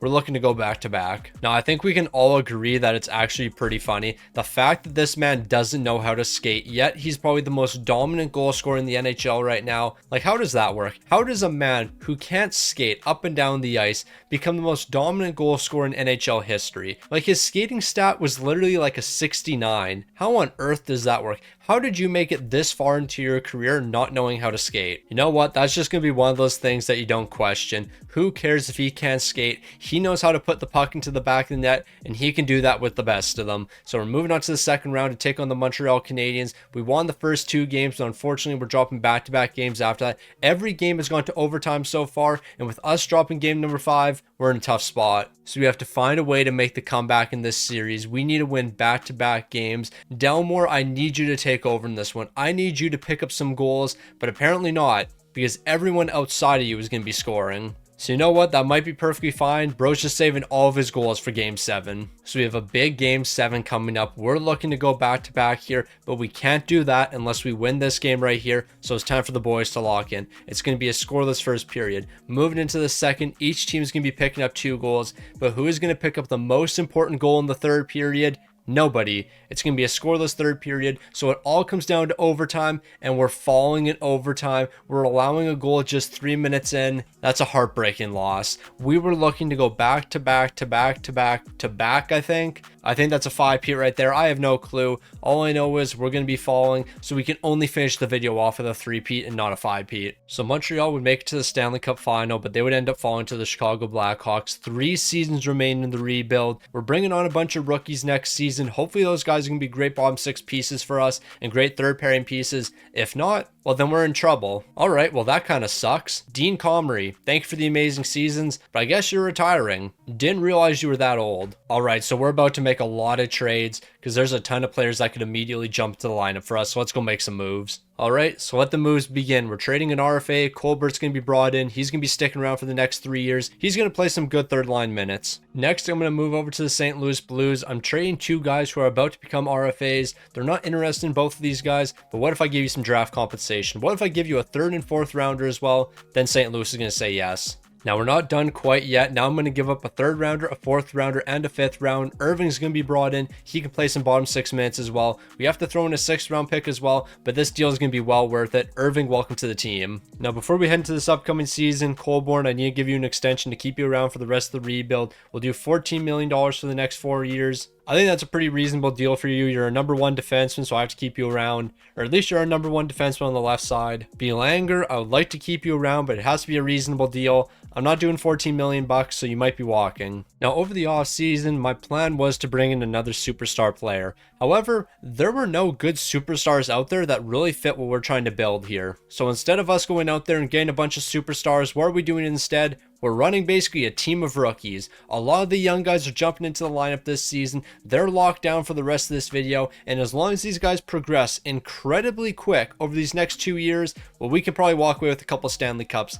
I don't think we're the favorite to win a Stanley Cup this season, but as long as all these young guys develop, we should be the favorite next season and then the favorite in the final year. So let's go ahead and bring home some more Stanley Cups. We have 3 more years left in the rebuild, so at the very minimum, 4 Stanley Cups. You heard that right. 4 cups in 3 years. Now, at first, I was concerned whether or not these rookies would be able to step into our lineup and be big impact players. Clearly, there was nothing for me to worry about. The Red Wings dominated this season. We won another President's Trophy. Boyd's going to be leading us in points with 83. Delmore had a career low, only 37 goals.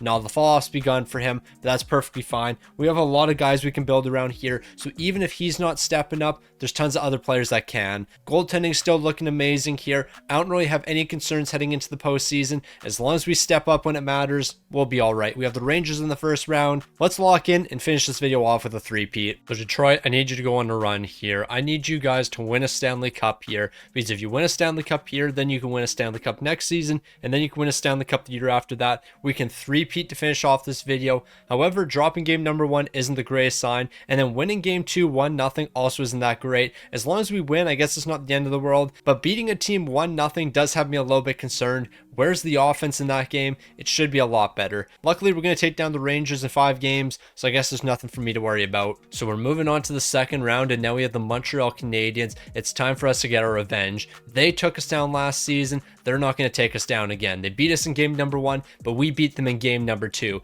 And game number 2 is the only game that matters. Who cares if we're down 3-1? We won game number 2, and we won game number 5. Now we're about to win game number 6. And after we win game 6, we'll win game 7. Except we're not winning game 6. We're actually following in the second round of Montreal once again. But don't worry, even though we were disappointed here in the postseason, our entire team should be better for next season, or at least all the young guys should be better for next season. Although some of the older vets are going to be regressing a little bit, I'm not really too concerned about them. Like Delmore, I don't care what overall you are. I know you can score goals with the best of them. You might be down to an 83 overall, but I've seen you score 60 plus goals as an 83 overall, so I'm not concerned in the slightest. Belanger, I don't really know what we should do with you.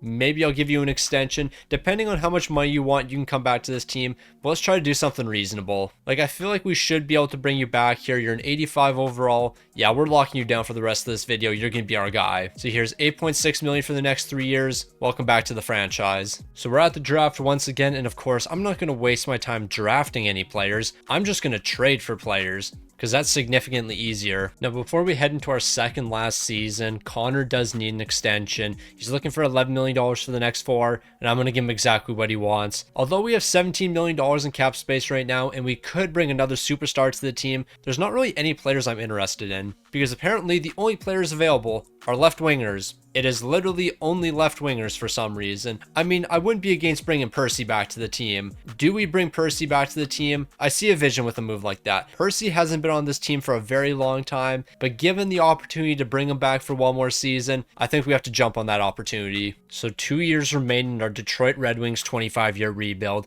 and honestly, it's going to be very difficult for us to win a Stanley Cup because a lot of our key players are finally aging out on us. So if we plan on winning a Stanley Cup, we have to do it right here, right now. If we're ever going to bring home another cup, it has to happen this season, because who knows what's going to happen next season? Who knows who's going to retire on us? Who knows what the overalls are going to look like? So we have to seize the opportunity. We have to seize the moment. We need to win right now. Now, this is certainly something I didn't want to see in one of our final seasons. The Red Wings are 3rd in the entire league, and we have to take on the Ottawa Senators in the first round, the 4th best team in the entire league. I can't believe Toronto finished ahead of us. And hold on, how did they actually finish ahead of us? Like, I understand their defense was really good and all, but that offense is terrible. Those boys could not score goals. I'm not scared of them. If we have to take them on the postseason, we're smoking Toronto, because how are they going to beat us? They can't score goals. If you can't score goals, you can't win games. I don't care if it's the regular season or the playoffs. It doesn't matter. Toronto, I don't even think we have to worry about you. Philly will take you down. The team I am worried about, the Ottawa Senators. Because the Ottawa Senators might be able to take us down. Like, they're going to be a pretty competitive team.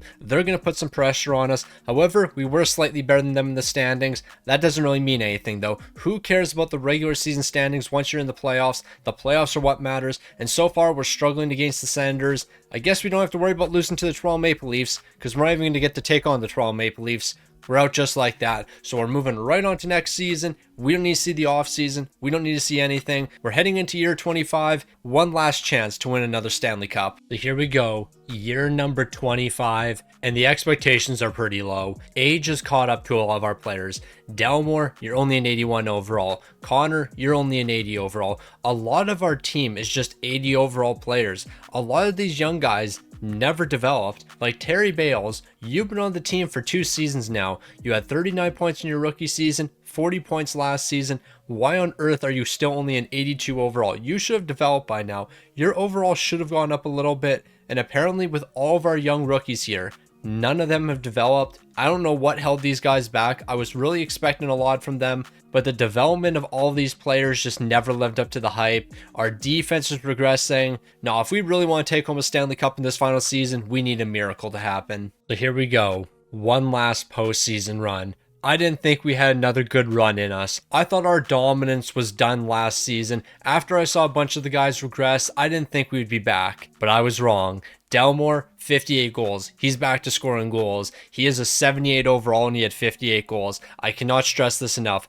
This man is literally a glitch in this game. It does not make sense. He has 656 goals in 984 games. This doesn't make sense. His career makes absolutely no sense whatsoever.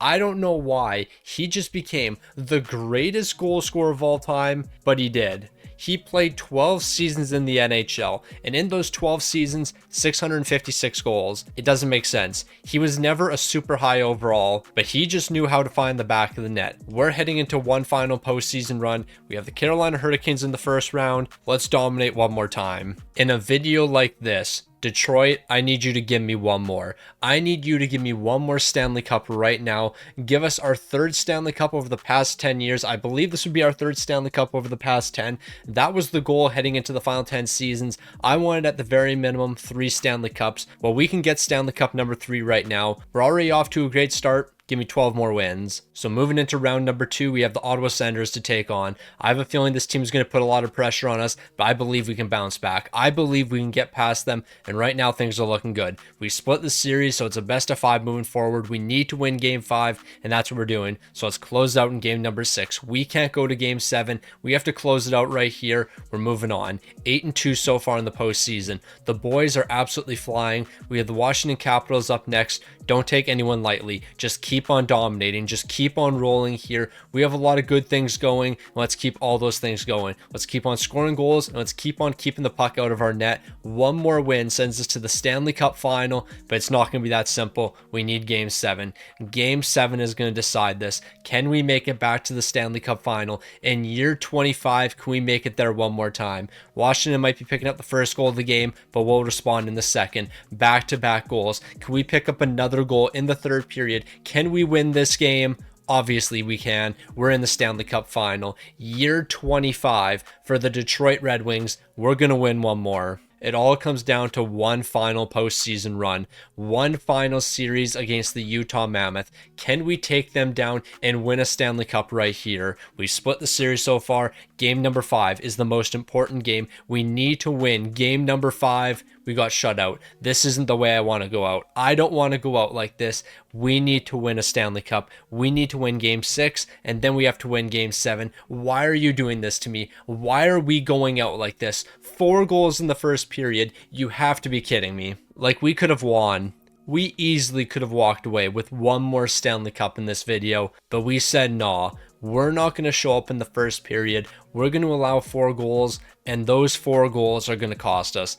Delmore, 13 goals. I mean, you did your thing, but I can't believe that just happened. 4 goals in the first period is the way we go out. A 919 to 250. This should have been good enough. We had 20 bad minutes. 20 bad minutes just cost us a Stanley Cup in the final year. In year 25, 20 minutes is what cost us. Now, clearly, there's only one last thing we can do to finish off this video. We have to take a quick look at the record book. All-time seasons played, it's Gordie Howe. Did we break any records? I don't know if we did. Gordie Howe owns seasons played, games played, and goals. Steve Yzerman assists. Gordie Howe points. Bob Probert, he has penalty minutes. I guess Belanger is the only guy that broke a record. He won more games, I guess. 357. We didn't break any records for the Red Wings, but that shouldn't really surprise anyone, because let's keep it a buck 50 here. We never actually had any superstars on this team. Like, Delmore was really good, but I don't know if I would call him a superstar, considering he never really developed into a superstar player.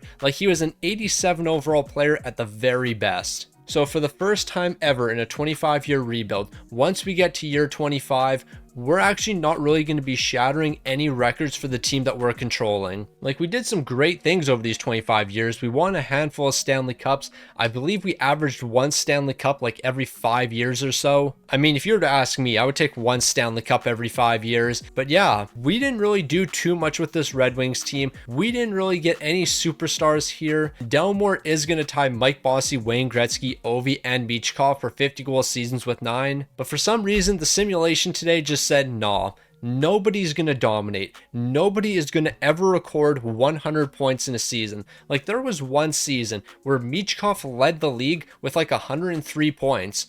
For some reason, scoring was just incredibly down. Now, you might be thinking, maybe I adjusted scoring frequency. I didn't. Scoring frequency is still on medium. That's where I always have it. The only time I ever change it is when I'm doing a career sim of a player and I want to see them basically break every record imaginable, and then I turn it to high, because then things get stupid and players are scoring like 120 goals. There were some incredible highs, there were some pretty bad lows, but at the end of the day, we did take home a handful of Stanley Cups. I wish we would have won more, but it could have been a lot worse.